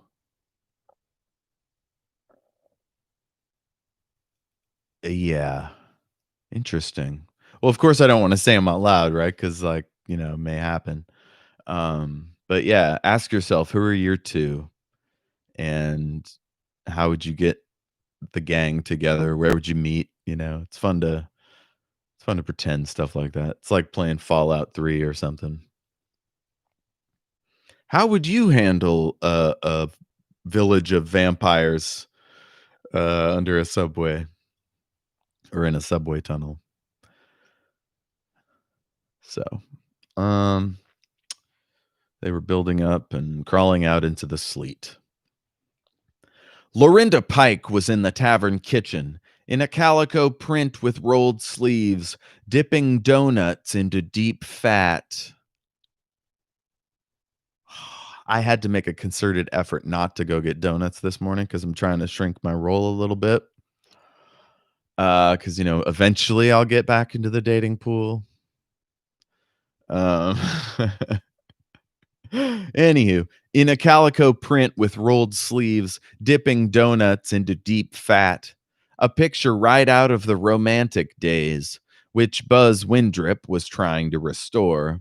When a female who had brought up 11 children and been midwife to dozens of cows was regarded as too fragile to vote. She was ruddy faced from the stove, but she cocked a lively eye at them, and her greeting was, "Have a donut? Good." She led them from the kitchen with its attendant and eavesdropping horde of a Canuck kitchen maid and 2 cats, and they sat in the beautiful butler's pantry with its shelved rows of Italian majolica plates and cups and saucers, entirely unsuitable to Vermont, attesting a certain artiness in Lorinda, yet by their cleanness and order revealing her as a sound worker. Sissy sketched her plan. Behind the statistics, there was an agreeable picture of herself and Julian, gypsies in khaki. Okay, G words in khaki on the seat of a G word truck, peddling silvery old pine rafters. Nope, not a chance, said Lorinda regretfully. The expensive suburban villa business. Oh, it isn't gone. There's a surprising number of middlemen and professional men who are doing quite well out of having their wealth taken away and distributed to the masses. But all the building is in the hands of contractors who are in politics. Good old Windrip is so consistently American that he's kept up all our traditional graft, even if he has thrown out all our traditional independence. They wouldn't leave you 1 cent profit. She's probably right, said Doremus. Be the first time I ever was then, sniffed Lorinda. Why, I was so simple that I thought women voters knew men too well to fall for noble words on the radio. Fuck. White women voted for Trump. Obviously, it was 54% or whatever, 41%, whatever it was. But man, y'all fucked us and you gave us a Buzz Windrip, and now it's your time to apologize, repent, and sin no more. You know, I don't want to tell you who to vote for, but if you're not in a safe state, there's really only one choice, I would think, unless you're fully going to join the resistance and want to play it safe. I don't know. Do whatever you got to do. Tell yourself whatever you got to tell yourself. I ain't telling anybody what to do. They sat in the sedan outside the tavern, Julian and Sissy in front, Doremus in the back seat, dignified and miserable in mummy swathings. That's that, said Sissy. Swell period for young dreamers the dictators brought in. You can march to military bands, or you can sit home, or you can go to prison. Primavera di bellezza. Yes, well, I'll find something to do. Sissy, are you going to marry me soon as I get a job? It was incredible, thought Doremus, how these latter-day unsentimental sentiment how these latter-day unsentimental sentimentalists could ignore him like animals. Before, if you want to, though marriage seems to me absolute rot now, Julian. They can't go and let us see that every doggone one of our old institutions is a rotten fake, the way church and state and everything is laid down to the corpos, and still expect us to think they're so hot. But for unformed minds like your grandfather and Doremus, I suppose we'll have to pretend to believe that the preachers who stand for Big Chief Windrip are still so sanctified that they can sell God's license to love. Sissy! Oh, I forgot you were there, Dad. But anyway, we're not going to have any kids. Oh, I like children. I'd like to have a dozen of the little devils around. But if people have gone so soft and turned the world over to stuffed shirts and dictators, they needn't expect any decent women to bring children into such an insane asylum. Why, the more you really do love children, the more you'll want them not to be born now. Julian boasted in a manner quite as lover like and naive as that of any suitor 100 years ago. Yes, but just the same, we'll be having children. Hell, I suppose so, said the golden girl. Sinclair Lewis is so economical with shoving so many things in here, right? Whiny Julian is speaking more freely than ever before. Everybody in this car gets it, you know? Like they're sort of playing their old roles with Dorema saying, Sissy. And it's like, really? Come on. We're talking about everything. Shit is real now. And they're right out saying stuffed shirts and dictators. But yeah, all the old traditions. I mean, it's like, in slavery times, um, their marriages were different, funerals were different. Everything was different because, like, church and state were complicit, right? Or at least state, you know? Um, yeah, so they'll just have a marriage wherever. There might just be 2 people there or, 1 witness, maybe 1 priest or pastor or whatever. 'Cause shit, yo, your family could be torn apart at any moment. Like, does a marriage even matter? If it does it need a big party? Yeah. It was the unconsidered Doremus who found a job for Julian. Old Dr. Marcus Olmsted was trying to steel himself to carry on the work of his sometime partner, Fowler Greenhill.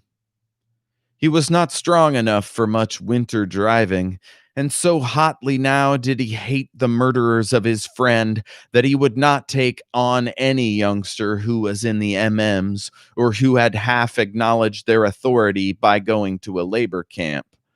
So Julian was chosen to drive him night and day, and presently to help him by giving anesthetic, bandaging hurt legs, and the Julian who had within 1 week decided that he wanted to be an aviator, a music critic, an air conditioning engineer, an archaeologist excavating in Yucatan, was dead set on medicine and replaced for Doremus his dead doctor's son-in-law. And Doremus heard Julian and Sissy boasting and squabbling and squeaking in the half-lighted parlor, and from them and from David and Lorinda and Buck Titus got resolution enough to go on in the informer office without choking Staubmeyer to death.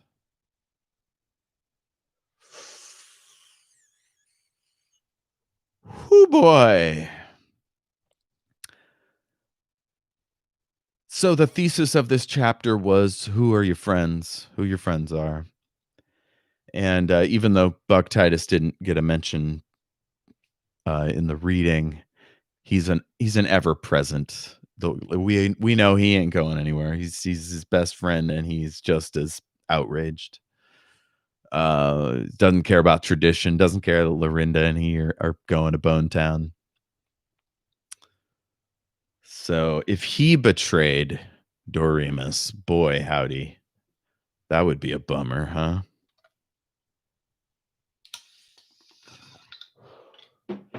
I was just reading a Robert Heinlein book and thinking how he hates having betrayals and treachery and turncoats. He just has everything work out for the heroes.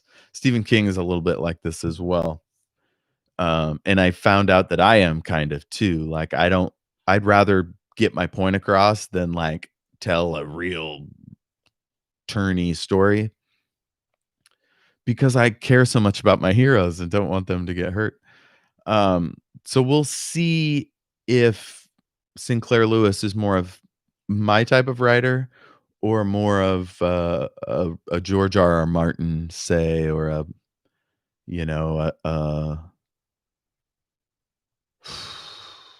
someone give me a name of a writer who has people traitors and Tom Clancy. I don't know. I like everybody getting along and getting their plans to work out, but which is not to say that's how it works out in my books. It's just I prefer that to happen in my stories because betrayal is so fucking painful, right? We've already talked about genocide and being forced to be a sellout or act like a sellout. What's it going to take to join the resistance? But to turn on your friends, to sell out your friends. There are,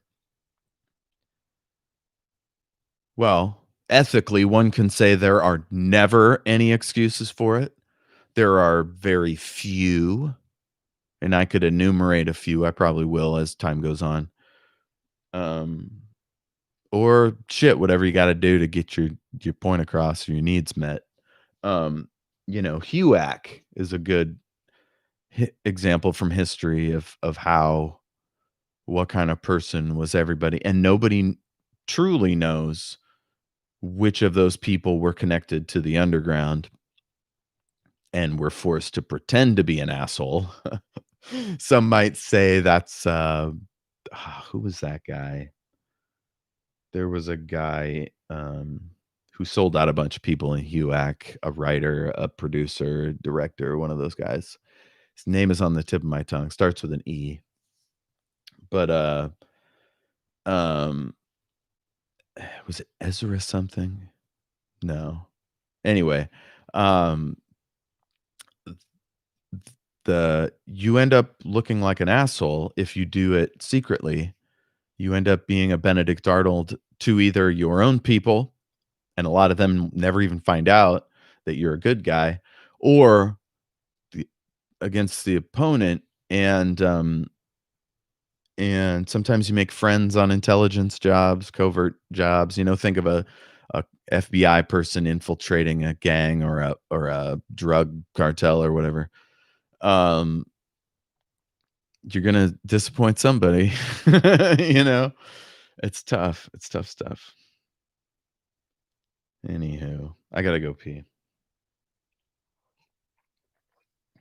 That's the end of chapter 21, by the way. I really like playing Julian as, like, he's down now. He's not back and forth weird, worrying what to think or whatever. Yeah.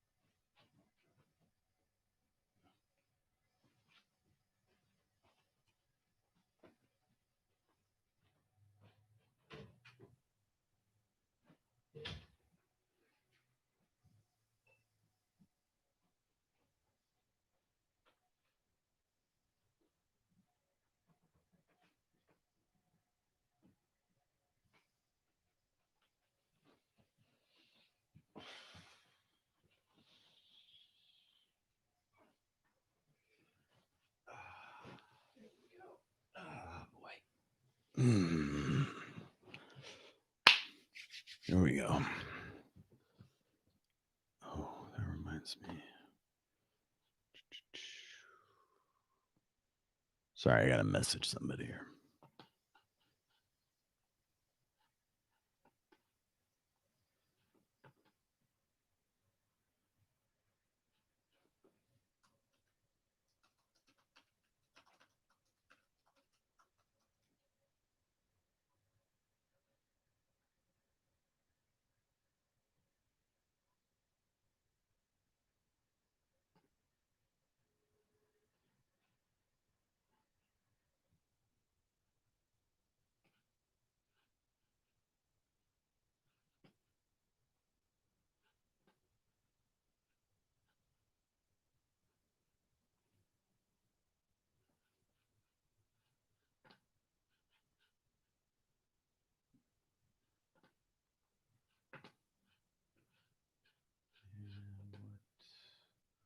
What would you do if I sang out of tune? Stand up and walk in.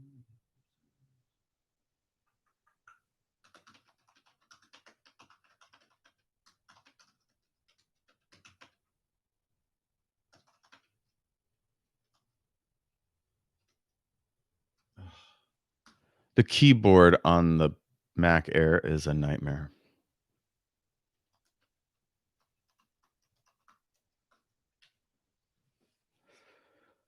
Okay, I'm playing D&D tonight and invited a new player, so I'm keeping in touch with her. How's everybody doing today? I hope y'all are good.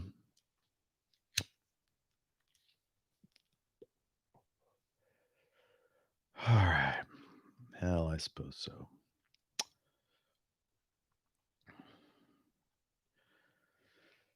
Chapter 22.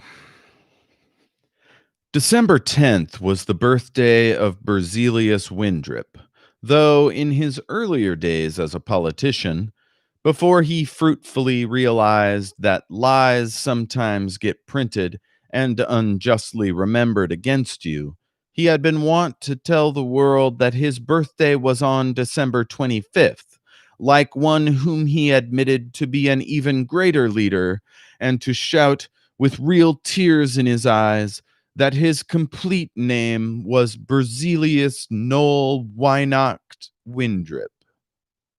His birthday in 1937 he commemorated by the historical Order of Regulation, which stated that though the corporate government had proved both its stability and its goodwill, there were still certain stupid or vicious elements who, in their foul envy of corpo's success, wanted to destroy everything that was good.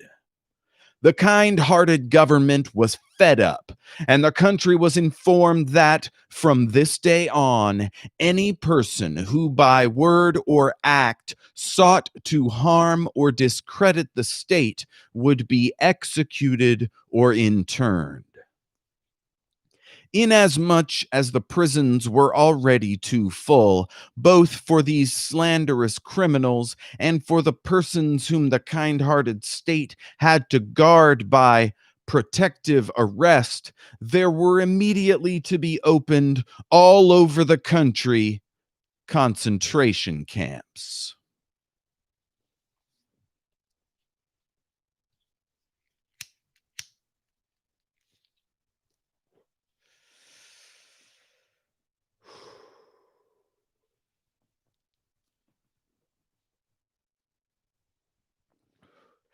Okay, keep in mind, I want you to bear this in mind as this goes on. And I'd like people to do this every time they come across this issue in media.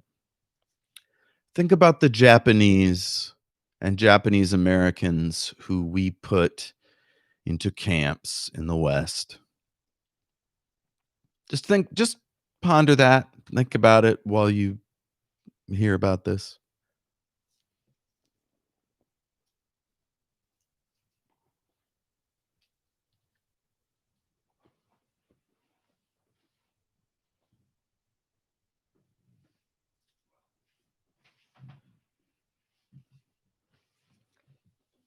I think I dropped a roach.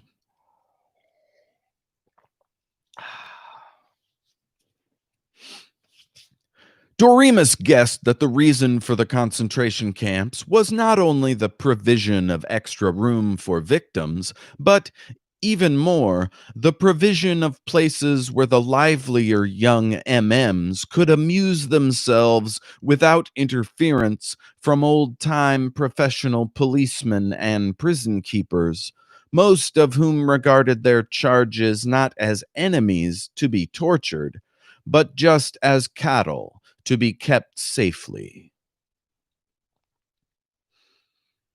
On the 11th, a concentration camp was enthusiastically opened with band music, paper flowers, and speeches by District Commissioner Reek and Shad Ledoux at Trianon, 9 miles north of Fort Beulah, in what had been a modern experimental school for girls.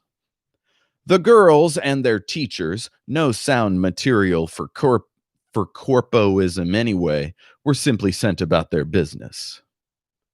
And on that day and every day afterward, Doremus got from journalist friends all over the country secret news of corpo terrorism and of the first bloody rebellions against the corpos.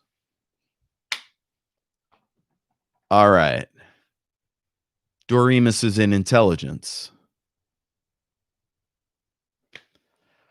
I don't love the things intelligence agents have to do, but or claim they have to do. I don't even know if they have to.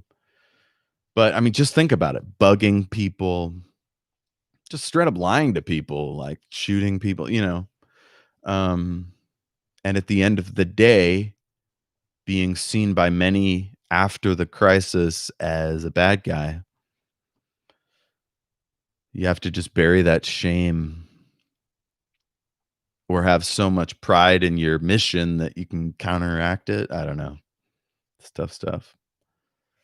Well, I think somebody who did it really well was Fringe. I can't remember if it was season 2 or season 3, but, our hero goes to the other universe and has to pretend to be somebody and has to do I don't know.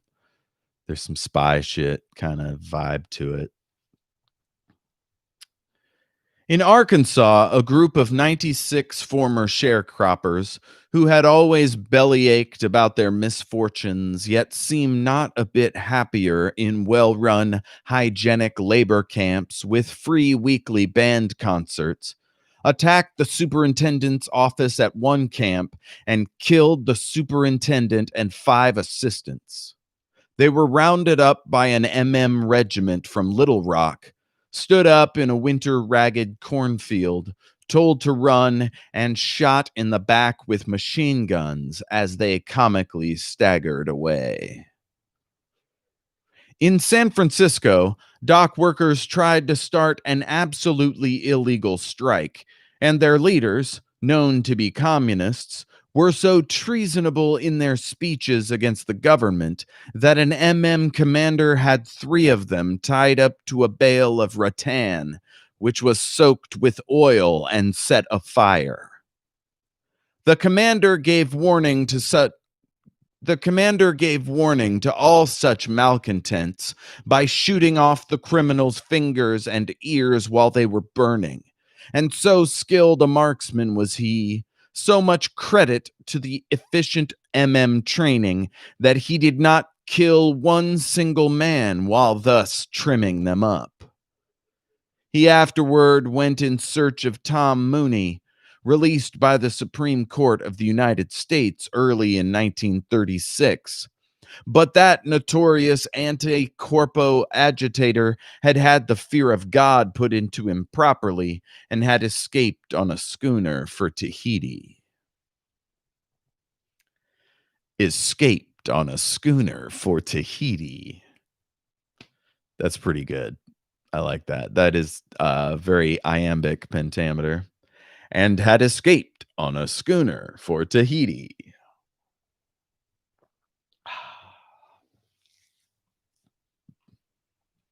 In Pawtucket, a man who ought to have been free from the rotten, seditious notions of such so called labor leaders. In fact, a man who was a fashionable dentist and director in a bank absurdly resented the attentions which half a dozen uniformed MMs, they were all on leave and merely full of youthful spirits anyway, bestowed upon his wife at a cafe, and in the confusion, shot and killed 3 of them. Ordinarily, since it was none of the public's business anyway, the MMs did not give out details of their disciplining of rebels, but in this case, Where the fool of a dentist had shown himself to be a homicidal maniac, the local commander permitted the papers to print the fact that the dentist had been given 69 lashes with a flexible steel rod. Then, when he came to, left to think over his murderous idiocy in a cell in which there was 2 feet of water in the bottom, but rather ironically, none to drink. Unfortunately, the fellow died before having the opportunity to seek religious consolation. In Scranton, the Catholic pastor of a working class church was kidnapped and beaten. In central Kansas, a man named George W. Smith pointlessly gathered a couple of hundred farmers armed with shotguns and sporting rifles and an absurdly few automatic pistols and led them in burning an barracks. Tanks were called out, and the hick would be rebels were not this time used as warnings, but were overcome with mustard gas, then disposed of with hand grenades, which was an altogether intelligent move, since there was nothing of the scoundrels left for sentimental relatives to bury and make propaganda over. But in New York City, the case was the opposite. Instead of being thus surprised, the MMs rounded up all suspected communists in the former boroughs of Manhattan and the Bronx, and all persons who were reported to have been seen consorting with such communists, and interned the lot of them in the 19 concentration camps on Long Island. Most of them wailed that they were not communists at all. For the first time in America, except during the Civil War and the World War, people were afraid to say whatever came to their tongues. On the streets, on trains, at theaters, men looked about to see who might be listening before they dared so much as say there was a drought in the West, for someone might suppose they were blaming the drought on the chief. They were particularly that fucking word again. Is this a me problem? Am I the bad guy?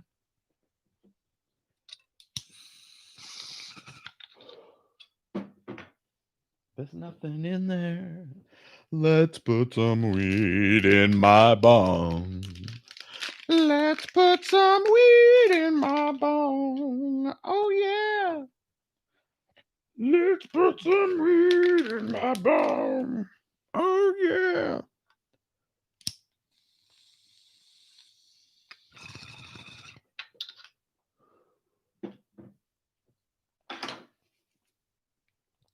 They were particularly skittish about waiters who were supposed to listen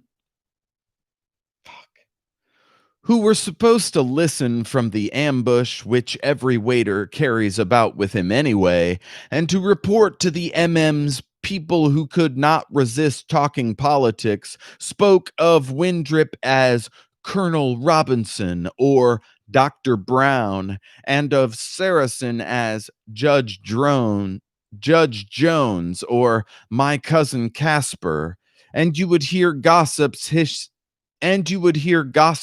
hissing shh at the seemingly innocent statement.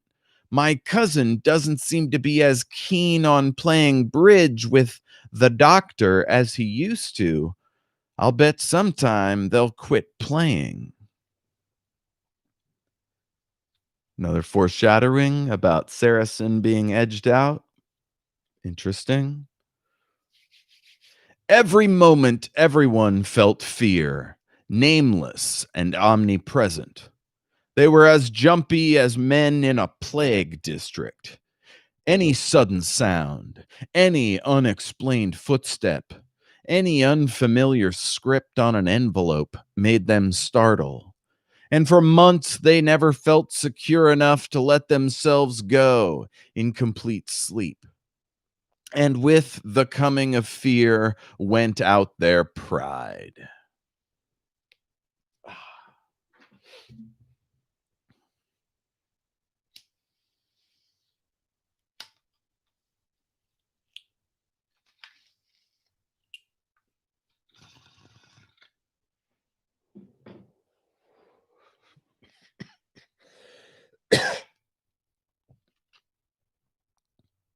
Daily, common now as weather reports, were the rumors of people who had suddenly been carried off under protective arrest, and daily more of them were celebrities. At first, the MMs had, outside of the one stroke against Congress, dared to arrest only the unknown and defenseless. Now, incredulously, for these leaders had seemed invulnerable, above the ordinary law, you heard of judges, army officers, ex state governors, bankers who had not played in with the corpos, Jewish lawyers who had been ambassadors being carted off to the common stink and mud of the cells. To the journalist, Doremus and his family, it was not least interesting that among these imprisoned celebrities were so many journalists. Raymond Moley, Frank Simons, Frank Kent, Haywood Brown, Mark Sullivan, Earl Browder, Franklin P. Adams, George Seldes, Fraser Hunt, Garrett, Granville Hicks, Edwin James, Robert Morse Lovett, men who differed grotesquely except in their common dislike of being little disciples of Saracen and McGoblin. Few writers for Hearst were arrested, however. The plague came nearer to Doremus when unrenowned editors in Lowell and Providence and Albany, who had done nothing more than fail to be enthusiastic about the corporate who had done nothing more than fail to be enthusiastic about the corpos, were taken away for questioning and not released for weeks, months. It came much nearer at the time of the book burning. All over the country, books that might threaten the Pax Romana of the corporate state were gleefully being burned by the more scholarly Minutemen. This form of safeguarding the state, so modern that it had scarce been known prior to AD 1300, was instituted by Secretary of Culture McGoblin. But in each province, the Crusaders were allowed to have the fun of picking out their own paper and ink traders. In the northeastern province, Judge Effingham Swan and Dr. Owen J. Peasley were appointed censors by Commissioner Dewey Hake, and their index was lyrically praised all through the country. For Swan saw that it was not such obvious anarchists and soreheads as Darrow, Steffens, Norman Thomas who were the real danger. Like rattlesnakes, their noisiness betrayed their venom. The real enemies were men whose sanctification by death had appallingly permitted them to sneak even into respectable school libraries. Men so perverse that they had been traitors to the corpo state years and years before there had been any corpo state. And Swan, with Peasley chirping agreement, barred from all sale or possession the books of Thoreau, Emerson, Whittier, Whitman, Mark Twain, Howells, and The New Freedom by Woodrow Wilson. For though in later life Wilson became a sound, manipulative politician, he had earlier been troubled with itching ideals. It goes without saying that Swan denounced all such atheistic foreigners, dead or alive, as Wells, Marx, Shaw, the Mann brothers, Tolstoy, and P.J. Wodehouse, with his unscrupulous propaganda against the aristocratic tradition. Who could tell? Perhaps someday in a corporate empire, he might be Sir Effingham Swan Bart. 30s comedy. I don't know.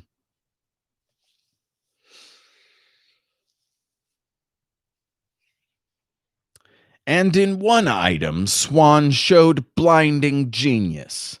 He had the foresight to see the peril of that cynical volume, The Collected Sayings of Will Rogers. Of the book burnings in Syracuse and Schenectady and Hartford, Doremus had heard, but they seemed improbable as ghost stories.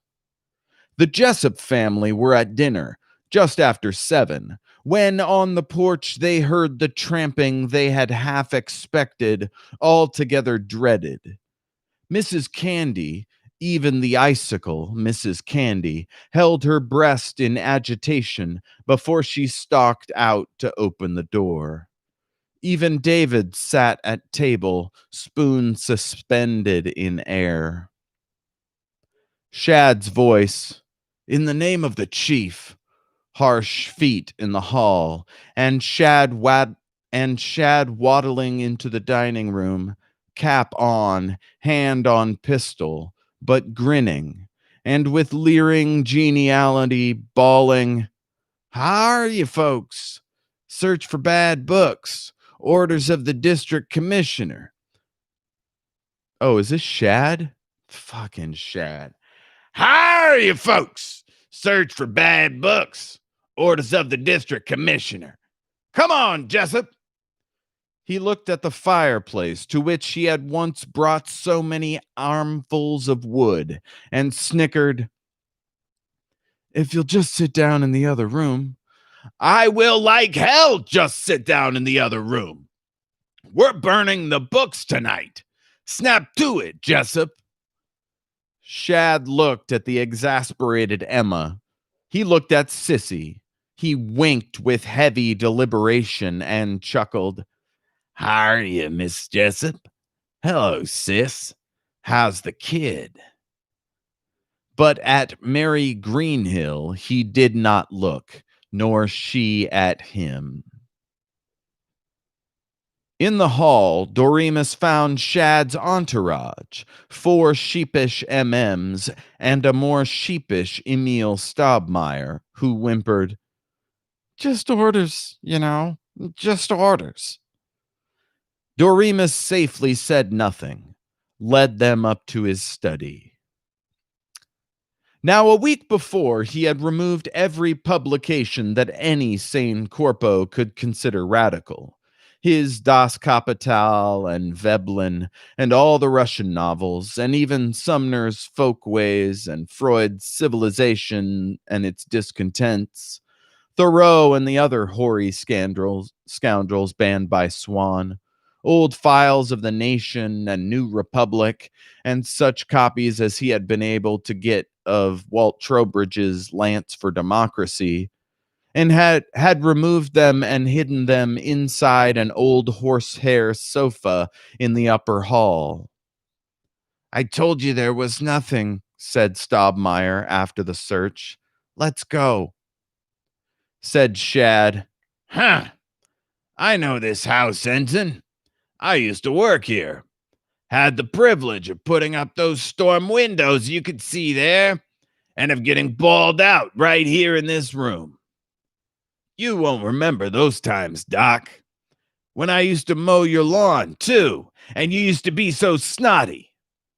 Staubmeier blushed. "You bet. I know my way around, and there's a lot of fool books downstairs in the sitting room."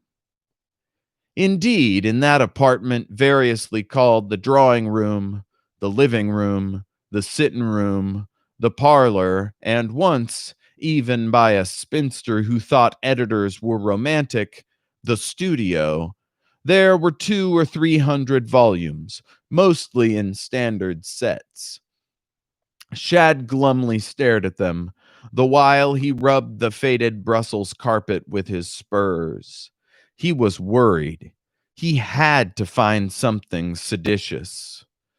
He pointed at Doremus's dearest treasure, the 34-volume extra illustrated edition of Dickens, which had been his father's, and his father's only insane extravagance.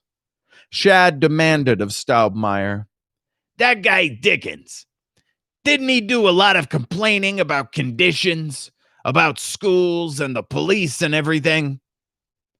Stobmeyer protested. Yes, but Captain Ledoux, that was 100 years ago. Makes no difference. Dead skunk stinks worse than a live one. Doremus cried. Yes, but not for 100 years. Besides, the MMs, obeying Shad's gesture, were already yanking the volumes of Dickens from the shelves, dropping them on the floor, covers cracking. Doremus seized an MM's arm. From the door, Sissy shrieked. Shad lumbered up to him, enormous red fist at Doremus's nose, growling, "Want to get the daylights beaten out of you now, instead of later?" Doremus and Sissy, side by side on a couch, watched the books thrown in a heap. He grasped her hand, muttering to her, "Hush, hush." Oh, Sissy was a pretty girl and young, but a pretty girl's school teacher had been attacked, her clothes stripped off, and been left in the snow just south of town 2 nights ago. Doremus could not have stayed away from the book burning. It was like seeing for the last time the face of a dead friend.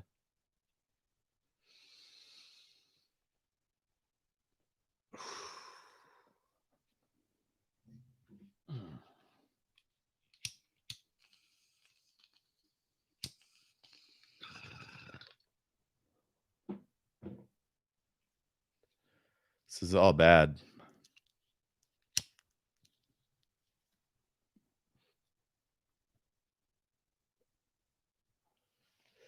It really is, yo. I mean, unless you just buy books as like a thing, like a proof to the world that you know how to read.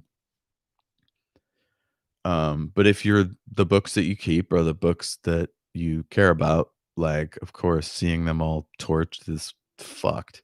And then to know that the same thing is being done to all your friends and neighbors, all in one spot. How could you not go pay your respects, you know? Kindling, excelsior, and spruce logs had been heaped on the thin snow on the green. Tomorrow there would be a fine patch burned in the 100-year-old sward. Round the pyre danced schoolboys, students from the rather ratty business college on Elm Street, and unknown farm lads, seizing books from the pile guarded by the broadly cheerful Shad and skimming them into the flames. Doremus saw his Martin Chuzzlewit fly into air and land on the burning lid of an ancient commode. It lay there open to a fizz drawing of Sari Gamp, which withered instantly. As a small boy, he had always laughed over that drawing. He saw the old rector, Mr. Falk, squeezing his hands together. When Doremus touched his shoulder, Mr. Falk mourned, "They took away my urn burial, my imitatio Christi. I don't know why. I don't know why. And they're burning them there."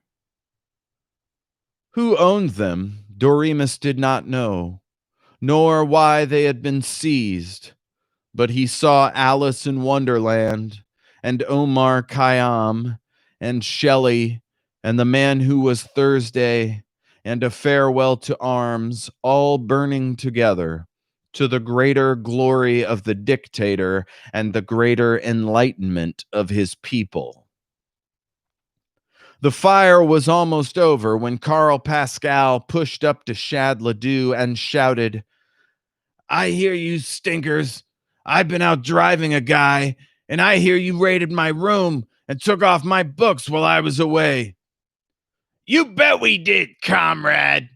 "And you're burning them? Burning my—" "Oh, no, comrade. Not burning them. We're too blame much, comrade."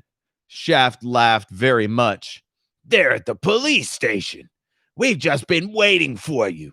It was awful nice to find all your little communist books. Here, take 'em along.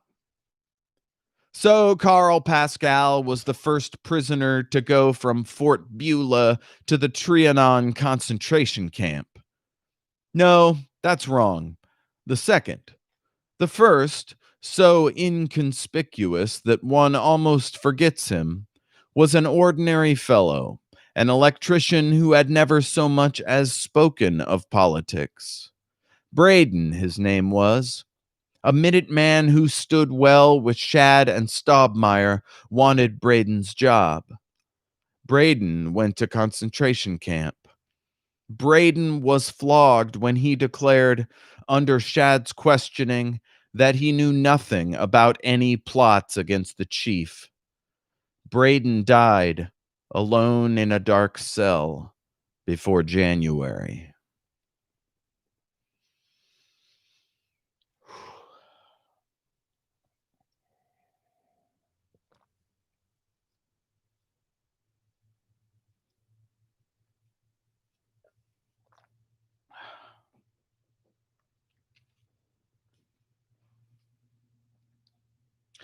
The reason I said at the start of the Trump administration was see me as a resource. If you find anything about people being hurt, like by the state or their agents, let me know and I will spread the word. And that's what folks have done. And it's been bad, my friends. And if you follow me on Facebook or Twitter, you've seen some of the stuff I've shared. And you've either checked out and run away and you're only now coming back, or you have been with me already, or you just found out about me or whatever. That's my role. Tell me some shit and I might tell everybody else. Until they, shut me up. But yeah, you got to be smart about it, Pascal. What are you doing leaving those books around? Like, I thought communists were smart. They're annoying assholes, but they're smart. So he really fucked up there, unless he staged this scene for some reason. But why get caught in the middle of a dumb book burning? Does that do anything? Does that prove anything?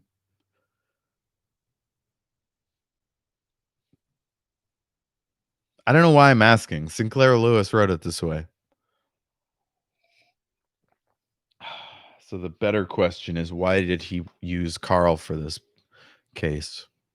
And I guess he had to make him kind of dumb because otherwise he would be gone already. He would have gone underground already. That's why I was surprised that he made a fuss. I would have thought he would have, like, I don't know. It was part of a plan. An English globetrotter who gave up 2 weeks of December to a thorough study of conditions in America wrote to his London paper and later said on the wireless for the BBC, "After a thorough glance at America, I find that, far from there being any discontent with the Corpo administration among the people, they have never been so happy and so resolutely set on making a brave new world.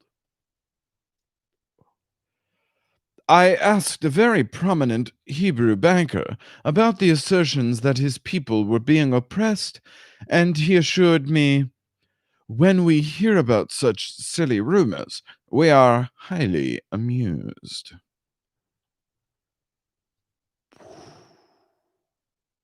What a dick. What's that guy's problem? That seems so very random.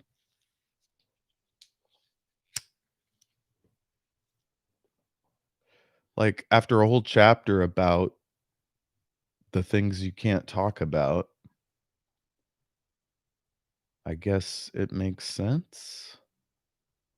But why would a foreigner be the one?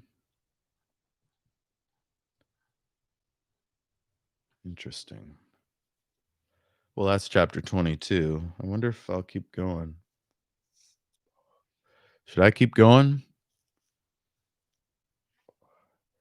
I don't know. Let's see what Facebook thinks.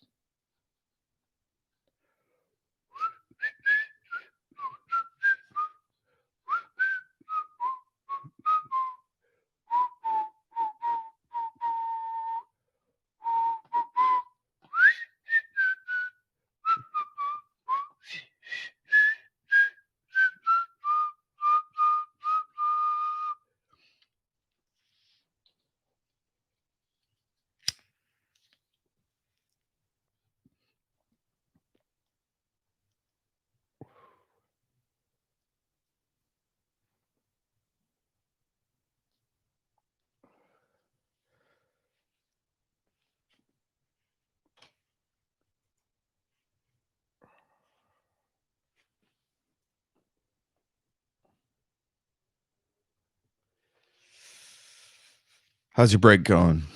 You guys go pee or whatever?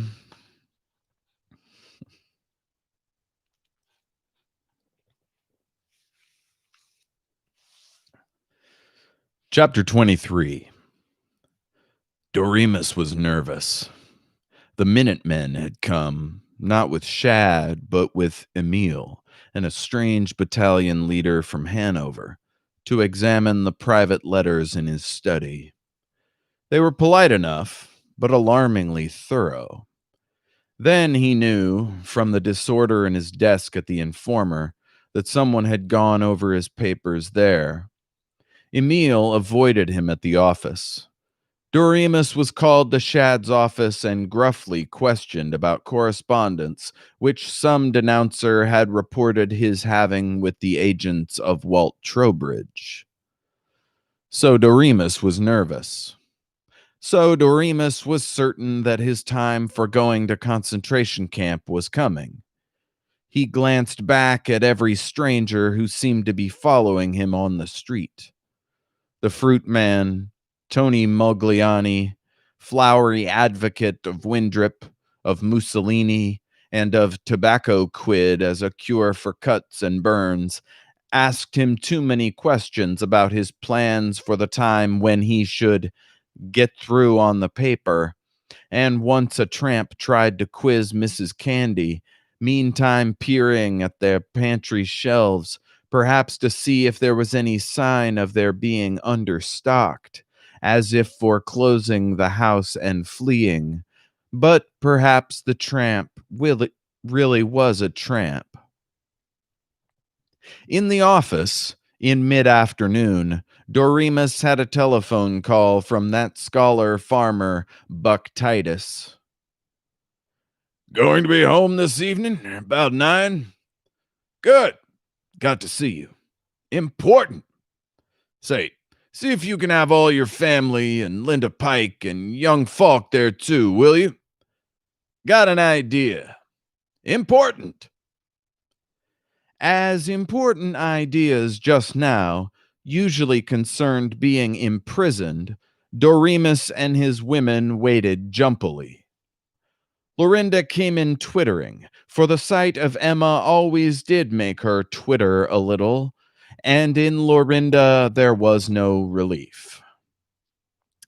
Julian came in shyly, and there was no relief in Julian. Mrs. Candy brought in unsolicited tea with a dash of rum, and in her was some relief, but it was all a dullness of fidgety waiting till Buck slammed in, 10 minutes late and very snowy. Sir, keep waiting, but I've been telephoning. Here's some news you won't have even in the office yet, Dormouse. The forest fire's getting nearer. This afternoon, they arrested the editor of the Rutland Herald. No charge laid against him yet. No publicity. I got it from a commission merchant I deal with in Rutland. You're next, Doremus. I reckon they've just been laying off you till Staubmeyer picked your brains. Or maybe Ledoux has some nice idea about torturing you by keeping you waiting. Anyway, you've got to get out. And tomorrow, to Canada, to stay. By automobile. No can do by plane anymore. Canadian government stopped that. You and Emma and Mary and Dave and Sis and the whole damn shooting match. And maybe Foolish and Mrs. Candy and the Canary. Couldn't possibly. Take me weeks to realize on what investments I've got. Guess I could raise 20,000, but it'd take weeks. Sign 'em over to me, if you trust me. And you better. I can cash in everything better than you can. Stand in with the corpos better. Been selling 'em horses, and they think I'm kind of loudmouth walking gent that will join them. I've got 1,500 Canadian dollars for you right here in my pocket, for a starter. We'd never get across the border. The MMs are watching every inch, looking for suspects like me. I've got a Canadian driver's license and Canadian registration plates ready to put on my car. We'll take mine, less suspicious. I can look like a real farmer. That's because I am one, I guess. I'm going to drive you all, by the way. I got the plates smuggled in underneath the bottles in a case of ale. So we're all set. And we'll start tomorrow night if the weather isn't too clear. Hope there'll be snow. But Buck, good Lord, I'm not going to flee. I'm not guilty of anything. I haven't anything to flee for. Just your life, my boy, just your life. I'm not afraid of him. Oh, yes, you are. Oh, well, if you look at it that way, probably I am. But I'm not going to let a bunch of lunatics and gunmen drive me out of the country that I and my ancestors made. Emma choked with the effort to think of something convincing. Mary seemed without tears to be weeping. Sissy squeaked. Julian and Lorinda started to speak and interrupted each other. And it was the uninvited Mrs. Candy who, from the doorway, led off. Now, isn't that like a man? Stubborn as mules. All of 'em. Every one. And show-offs, the whole lot of 'em. Course, you just wouldn't stop and think how your women folks will feel if you get took off and shot. You just stand in front of the locomotive and claim that because you were on the section gang that built the track, you got more right than the engine has. And then when it's gone over you and gone away, you expect us all to think what a hero you were. Well, maybe some call it being a hero, but, well, confound it all. All of you picking on me and trying to get me all mixed up and not carry out my duty to the state as I see it. You're over 60, Doremus. Maybe a lot of us can do our duty better now from Canada than we can here. Like Walt Trowbridge, besought Lorinda. Emma looked at her friend Lorinda with no particular affection. But to let the corpos steal the country and nobody protest? No. That's the kind of argument that sent a few million out to die, to make the world safe for democracy and a cinch for fascism, scoffed Buck. Dad, come with us, because we can't go without you. And I'm getting scared here. Sissy sounded scared, too. Sissy the unconquerable. This afternoon, Shad stopped me on the street and wanted me to go out with him. He tickled my chin, the little darling. But honestly, the way he smirked, as if he was so sure of me, I got scared. I'll get a shotgun and While I'll kill the dirty. Wait till I get my hands on, cried Doremus, Julian, and Buck all together and glared at one another, then looked sheepish as Foolish barked at the racket, and Mrs. Candy, leaning like a frozen codfish against the door jamb, snorted, "Some more locomotive batters." Doremus laughed. For one only time in his life, he showed genius, for he consented, "All right, we'll go. But just imagine that I'm a man of strong willpower and I'm taking all night to be convinced. We'll start tomorrow night." What he did not say was that he planned, the moment he had his family safe in Canada, with money in the bank and perhaps a job to amuse Sissy, to run away from them and come back to his proper fight.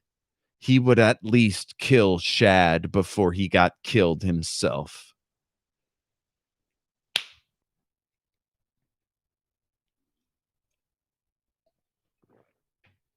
Again, the economy of Sinclair Lewis. He gives Mrs. Candy a whole scene to be a real person, you know, to because the working class has been woefully underrepresented in our group here, right? Even Buck Titus is like well off, right? Like rancher, ranchers ain't broke. Um, and we don't even know if Mrs. Candy has a whole extended family, right? Like the whole time she's giving her speech and the whole time calling them, hitting the locomotive. I love that shit. Take a woman to like talk some sense into folks.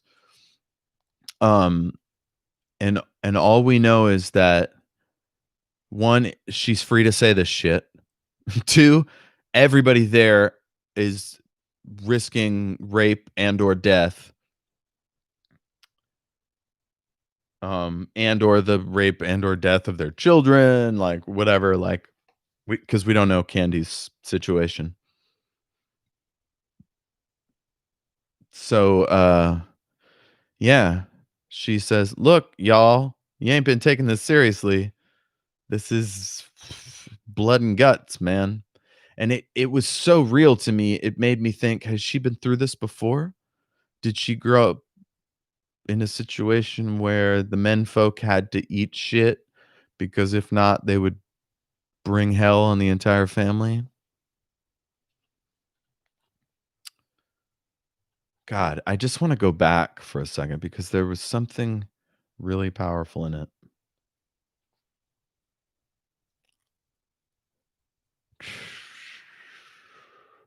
And then when it's gone over, you and gone away, you expect us all to think what a hero you were. Well, maybe some call it being a hero. ... And that speech was so good that like I wish there was 3 more pages of it, you know? Like what if this story was her story and she saw like rich folks like crumbling and falling apart and she's just like, we'll see how this wraps up.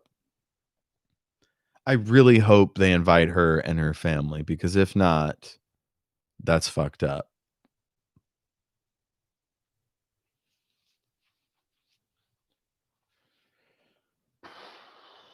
Boy. It's 4:30. God, I don't even want to know what's going on out there in the world. I keep looking over at the door and thinking, when's my Brazil moment? When are they going to come in and take out Mr. Barrett or what was his name? Like it was the fake guy and the real guy. Arnold Butts, whatever his name was.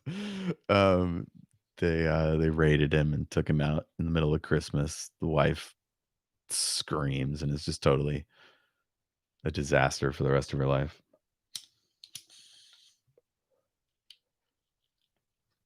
Brazil is very good. I mean, that should be playing on everyone's computer. I was gonna say in theaters, but folks should watch Brazil. That's a really good example of a a more rational fascistic society. Less alien, you know. The Nazis were very strange to modern Americans.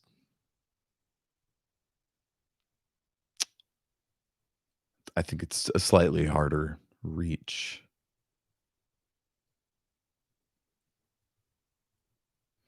Now I'm just thinking about Brazil.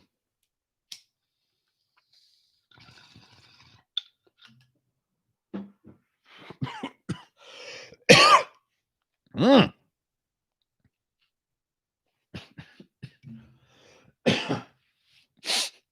It was only a week before Christmas, a holiday always greeted with good cheer and quantities of colored ribbons in the Jessup household.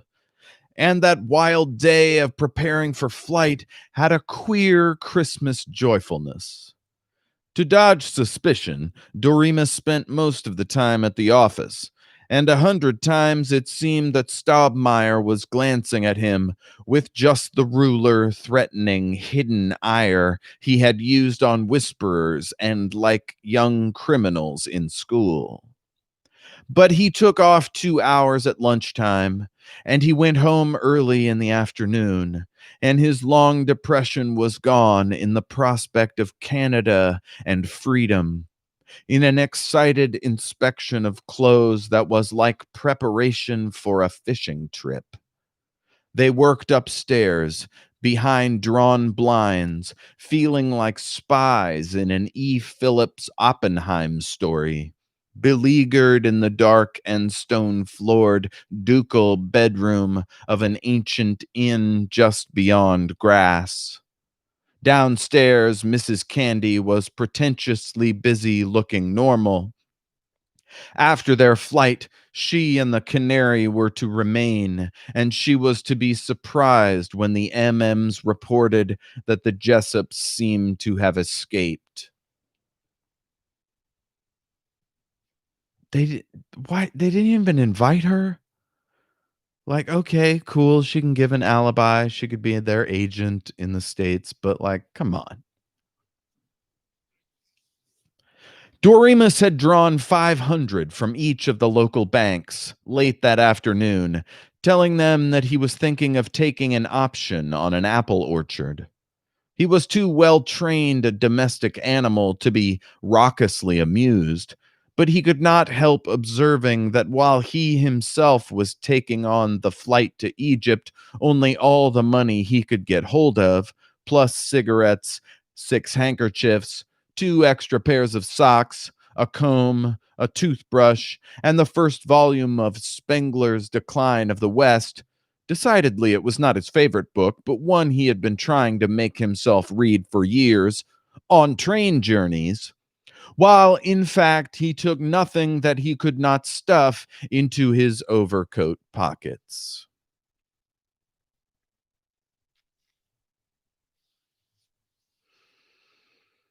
Sissy apparently had need of all her newest lingerie and of a large framed picture of Julian, Emma of a Kodak album showing the 3 children from the ages of 1 to 20, David of his new model aeroplane, and Mary of her still dark hatred that was heavier to carry than many chests. Doesn't sound good for Mary. Sounds like a suicide bomber in training. Julian and Lorinda were there to help them.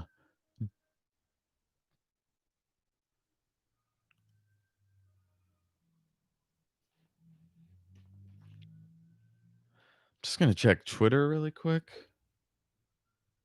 An old cop car. Fuck, we have a lot of old cop cars at Tacoma, but that was a spooky synchronicity. Tacoma latest.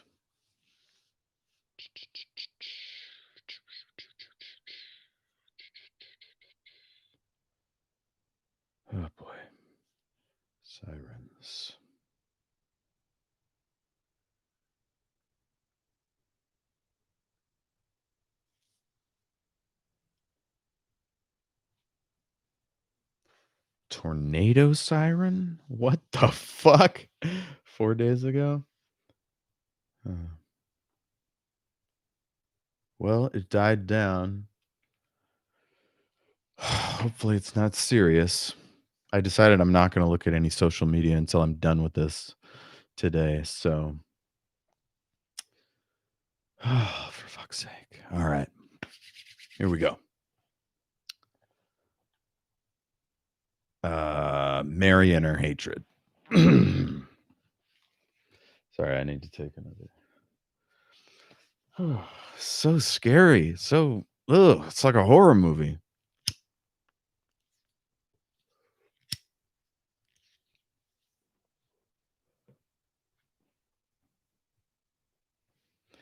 Still, even at this like extremely tense moment, he's still giving us these gigantic, long ass, hard to say sentences. And I can't decide if I'm mad at it or if it ratchets up the tension when he does that and it's like an effective device. I'm not sure. He's what is it? Like if by making him our enemy will bond with the text, I don't know, or the characters in the story. Like, why are you doing this to us / them with this writing? I don't know. Julian and Lorinda were there to help them. Julian off in corners with Sissy. With Lorinda, Doremus had but one free moment in the old-fashioned guest bathroom. Linda, oh Lord, we'll come through. In Canada, you'll have time to catch your breath. Join Trowbridge.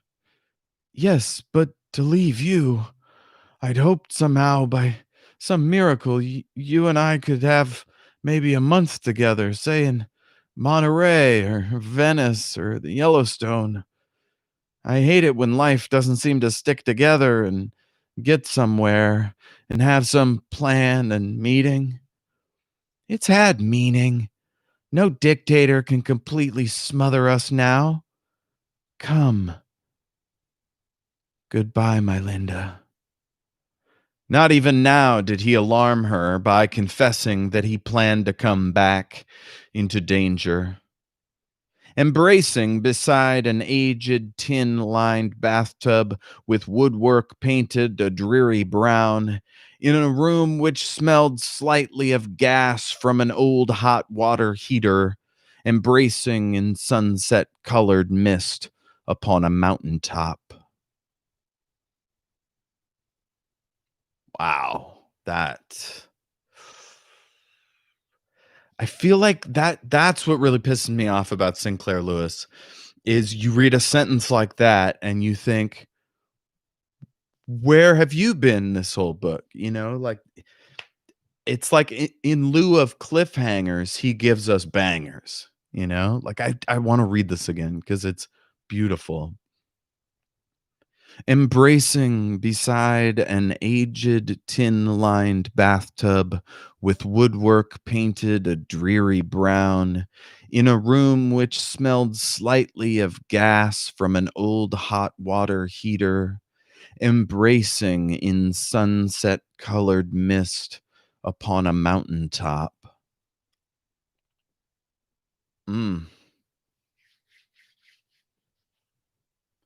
Darkness, edged wind, wickedly deliberate snow, and in it Buck Titus boisterously cheerful in his veteran Nash, looking as farmer-like as he could in sealskin cap with rubbed bare patches and an atrocious dogskin overcoat.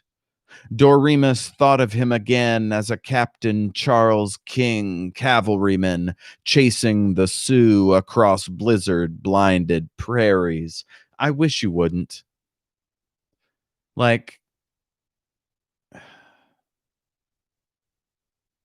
I know I'm totally against changing history and reversing history, but sometimes when I read Mark Twain or whatever, and this cavalry, this casual racism, I just kind of wish we could just whoop, change the joke or whatever.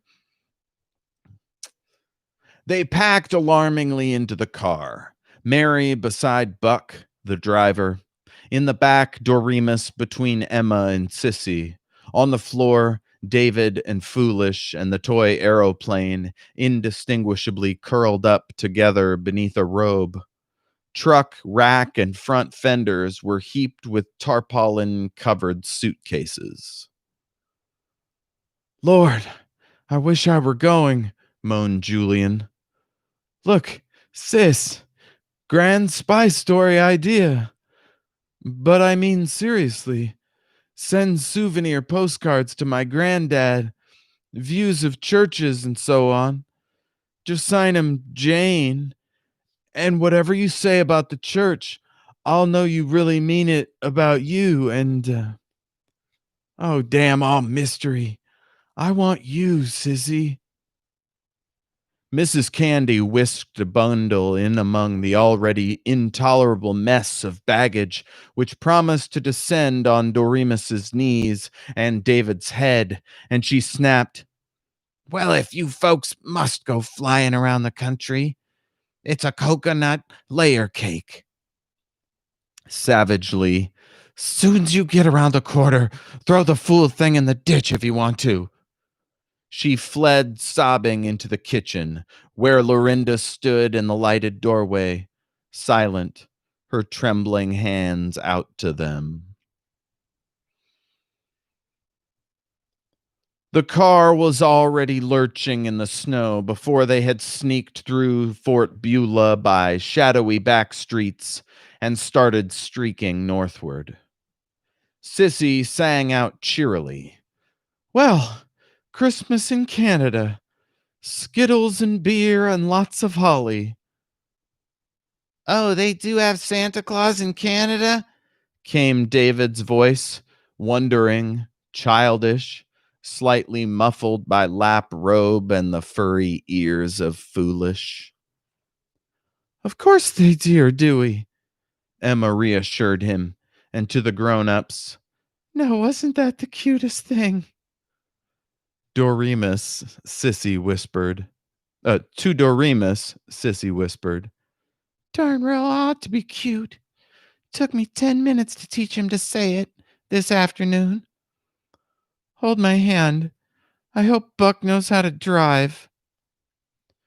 Buck Titus knew every back road from Fort Beulah to the border, preferably in filthy weather like tonight.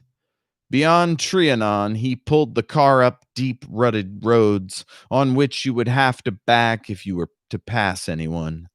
Up grades on which the car knocked and panted into lonely hills. By a zigzag of roads, they jerked toward Canada. Wet snow sheathed the windshield, then froze, and Buck had to drive with his head thrust out through the open window, and the blast came in and circled round their stiff necks. Doremus could see nothing save the back of Buck's twisted, taut neck and the icy windshield most of the time. Just now and then, a light far below the level of the road indicated that they were sliding along a shelf road, and if they skidded off, they would keep going 100 feet, 200 feet downward, probably turning over and over. Once they did skid, and while they panted in an eternity of 4 seconds, Buck yanked the car up a bank beside the road, down to the left again, and finally straight, speeding on as if nothing had happened, while Doremus felt feeble in the knees. For a long while he kept going rigid with fear, but he sank into misery, too cold and deaf to feel anything except a slow desire to vomit as the car lurched. Probably he slept. At least he awakened, and awakened to a sensation of pushing the car anxiously uphill as she bucked and stuttered in the effort to make a slippery rise. Suppose the engine died. Suppose the brakes would not hold and they slid back downhill, reeling, bursting off the road and down. A great many suppositions tortured him, hour by hour. Then he tried being awake and bright and helpful. He noticed that the ice lined windshield, illuminated from the light on the snow ahead, was a sheet of diamonds. He noticed it, but he couldn't get himself to think much of diamonds, even in sheets. He tried conversation. Cheer up. Breakfast at dawn. Across the border. He tried on Sissy. Breakfast, she said bitterly. And they crunched on, in that moving coffin with only the sheet of diamonds and Buck's silhouette alive in all the world. After unnumbered hours, the car reared and tumbled and reared again. The motor raced. Its sound rose to an intolerable roaring, yet the car seemed not to be moving. The motor stopped abruptly. Buck cursed, popped his head back into the car like a turtle, and the starter ground long and whiningly. The motor again roared, again stopped. They could hear stiff branches rattling, hear foolish moaning in sleep. The car was a storm-menaced cabin in the wilderness. The silence seemed waiting as they were waiting. "Strubble?" said Doremus. "Stuck. No traction. Hit a drift of wet snow. Drainage from a busted culvert, I should think. Hell. Have to get out and take a look." Outside the car, as Doremus crept down from the slippery running board, it was cold in a vicious wind. He was so stiff he could scarcely stand. As people do, feeling important and advisory, Doremus looked at the drift with an electric torch, and Sissy looked at the drift with the torch, and Buck impatiently took the torch away from them and looked twice. "Get some, and brush would help," said Sissy and Buck together, while Doremus rubbed his chilly ears. The three trotted back and forth with fragments of brush, laying it in front of the wheels, while Mary politely asked them from within, "Can I help?" And no one seemed particularly to have answered her. The headlights picked out an abandoned shack beside the road, an unpainted gray pine cabin with broken window glass and no door. Emma, sighing her way out of the car and stepping through the lumpy snow as delicately as a pacer at a horse show, said humbly, "That little house there, maybe I could go in and make some hot coffee on the alcohol stove. Didn't have room for a thermos. Hot coffee, Dormouse?"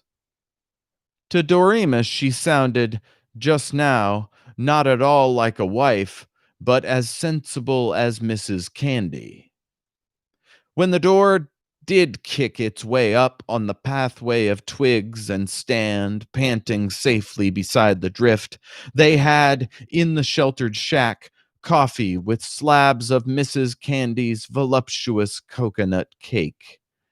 Doremus pondered, "This is a nice place. I like this place. It doesn't bounce or skid. I don't want to leave this place." Let me just pause for a moment. I want to give some advice to anyone who is suddenly separated from their entire existence, threatened, in danger, and alone with a person who maybe you're not like totally jazzed with, but who you love. You should take that time to like make out, maybe even fuck. Just saying, you might die. So, will he make that choice?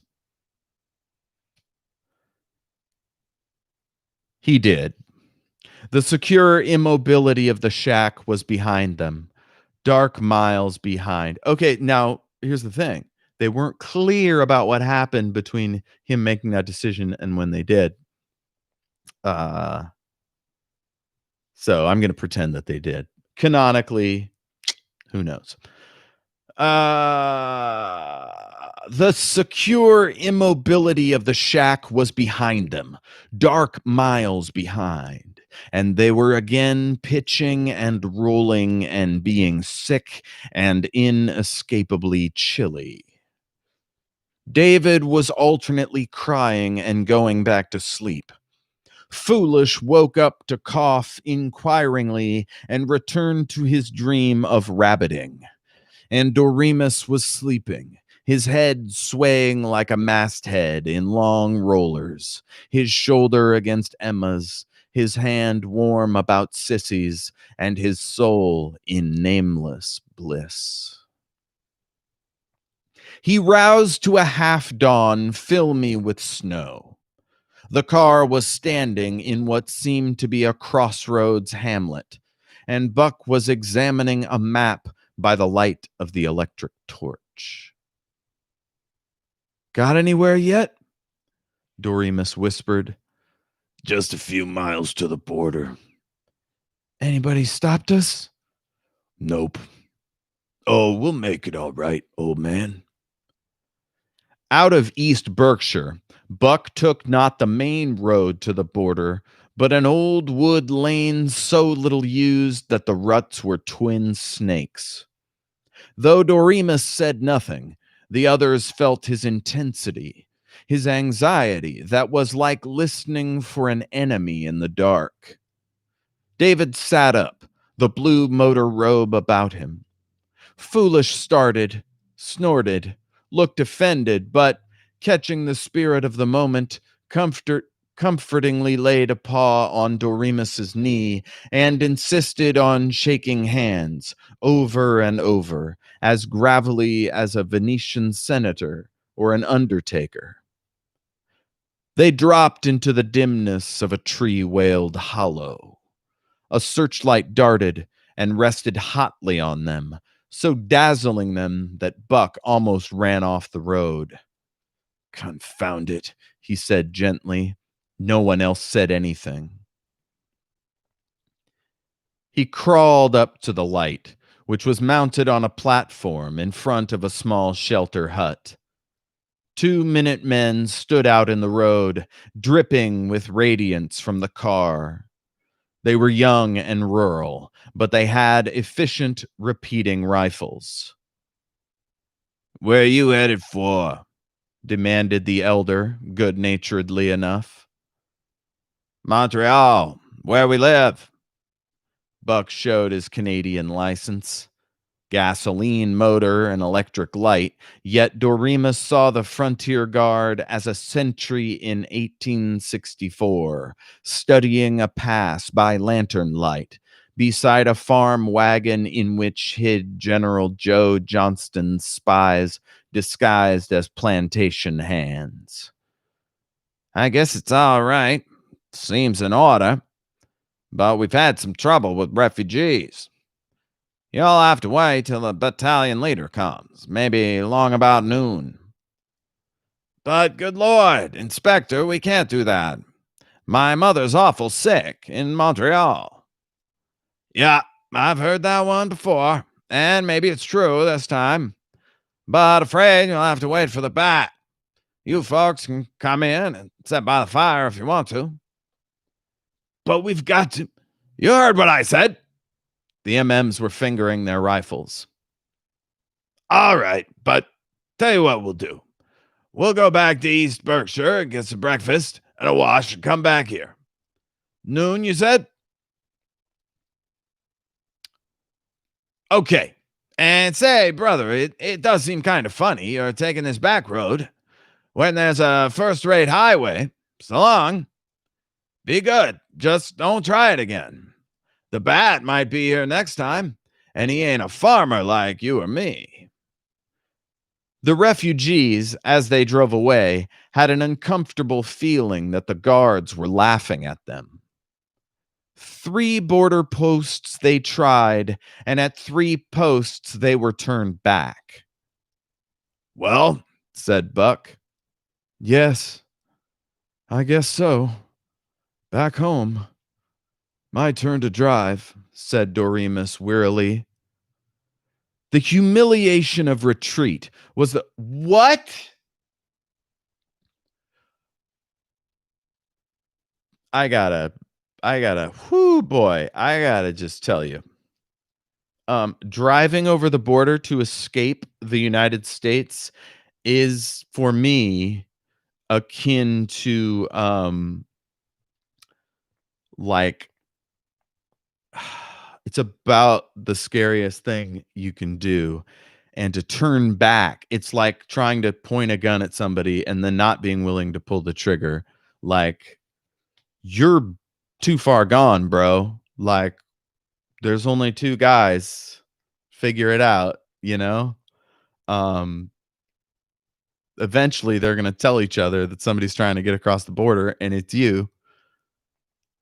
I thought for sure Buck was going to kill those guys. Damn. The humiliation of retreat was the worse in that none of the guards had troubled to do more than laugh at them. They were trapped too tightly for the trappers to worry. Doremus's only clear emotion as, tails between their legs, they backtracked to Shadladier's They backtracked to Shadladoo's sneer and to Mrs. Candy's, well, I never, was regret that he had not shot one guard at least, and he raged, now I know why men like John Brown become crazy killers. Now I know why men like John Brown became crazy killers.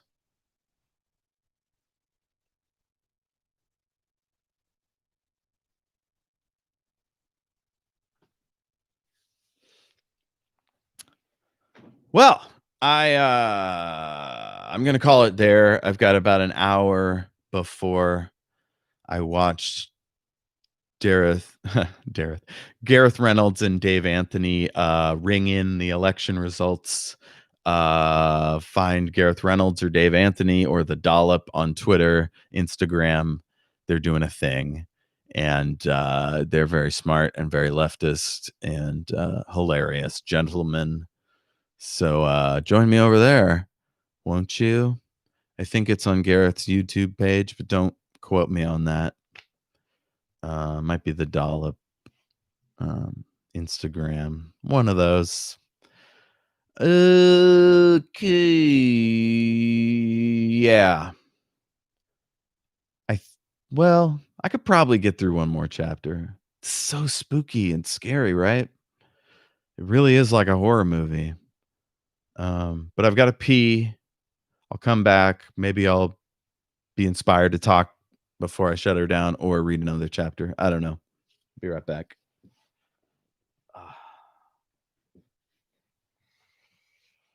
Oh, fucking donuts.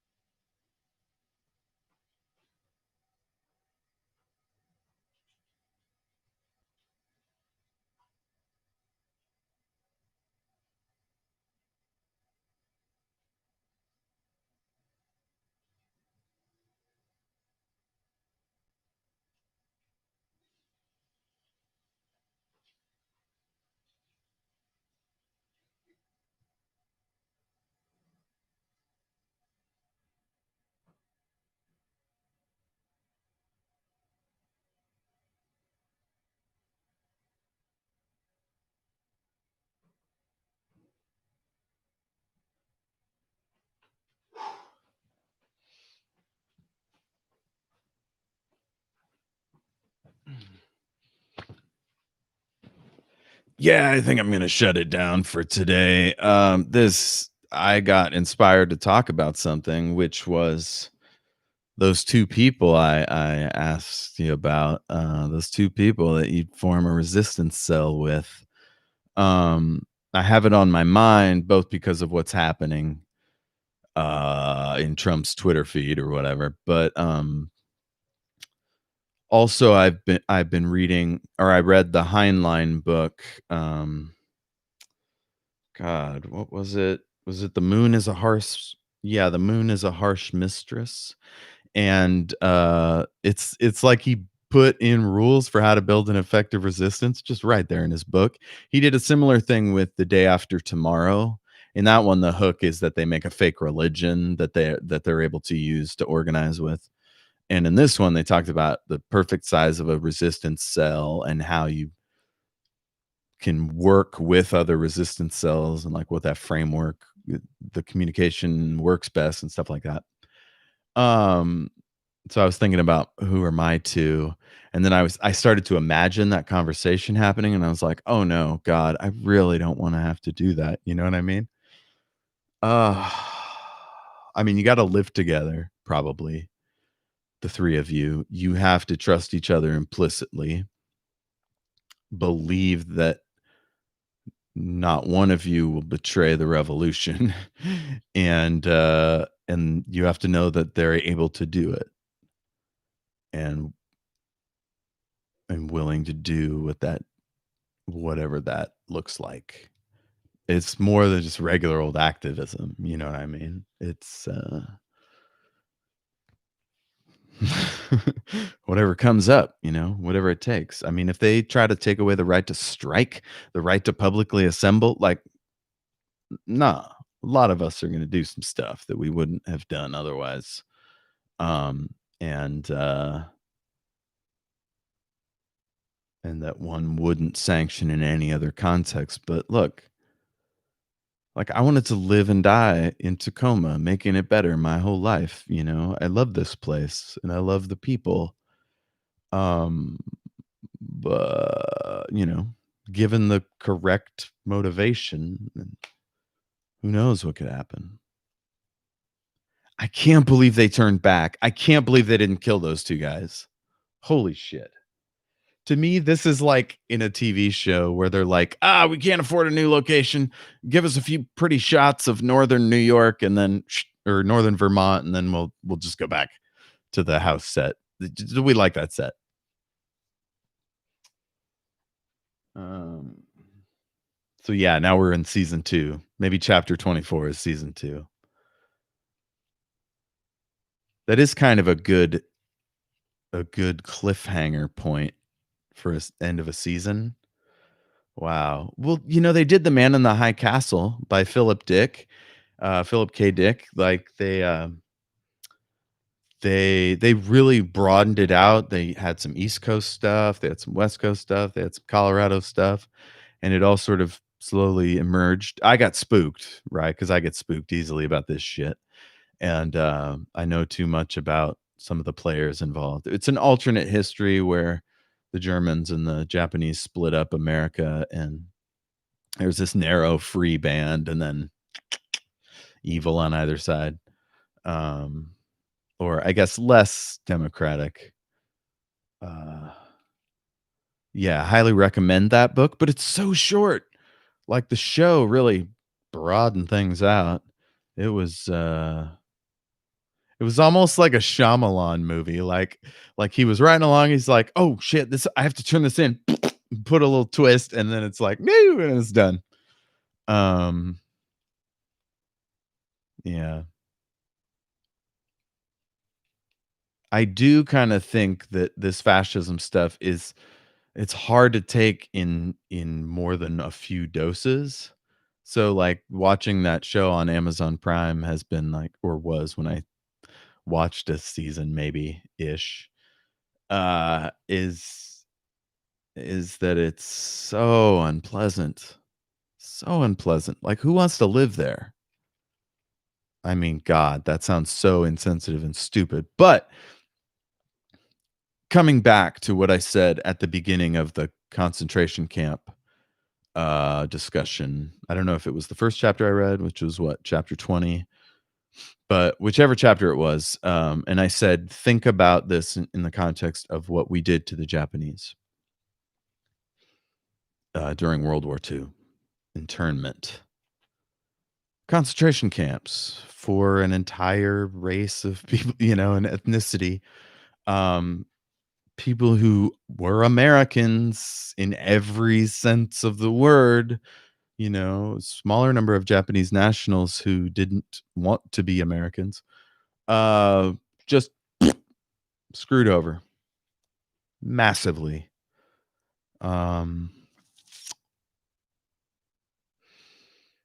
Yeah. Anyway, that's us. This is us. That's how we treated the Native Americans. That's how we treated Black folks as a entire community.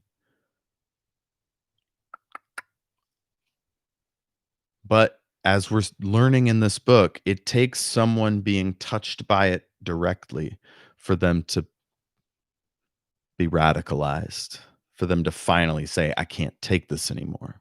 It has to hit them. And it's unfortunate, right? But it's always been that way. In Vietnam, it was they're sending white kids over there. Like they're sending middle class kids over there. That's fucked up, like we gotta rise up.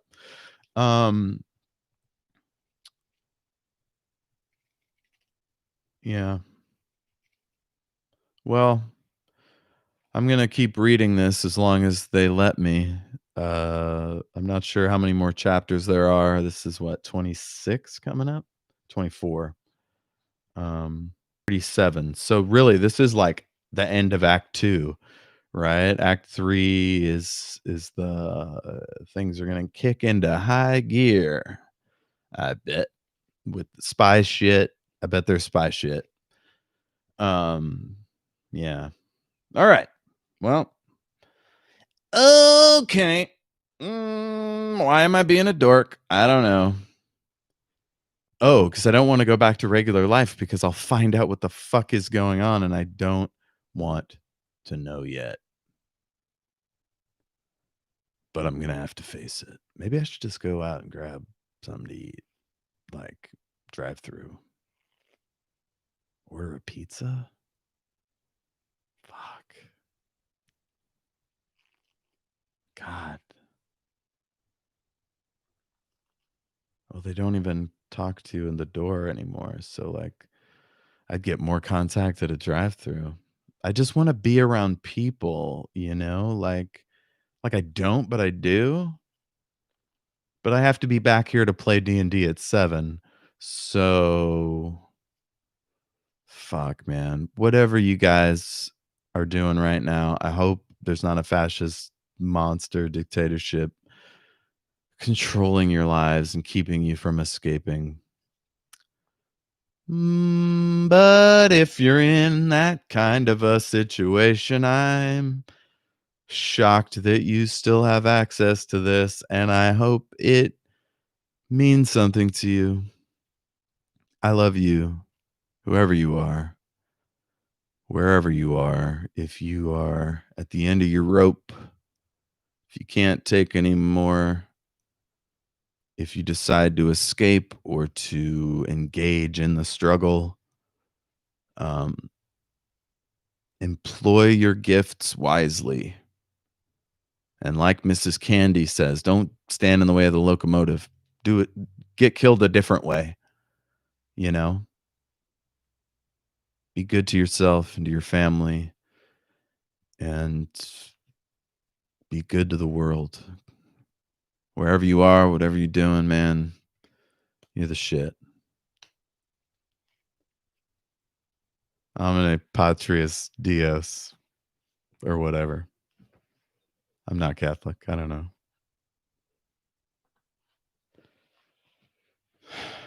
Peace.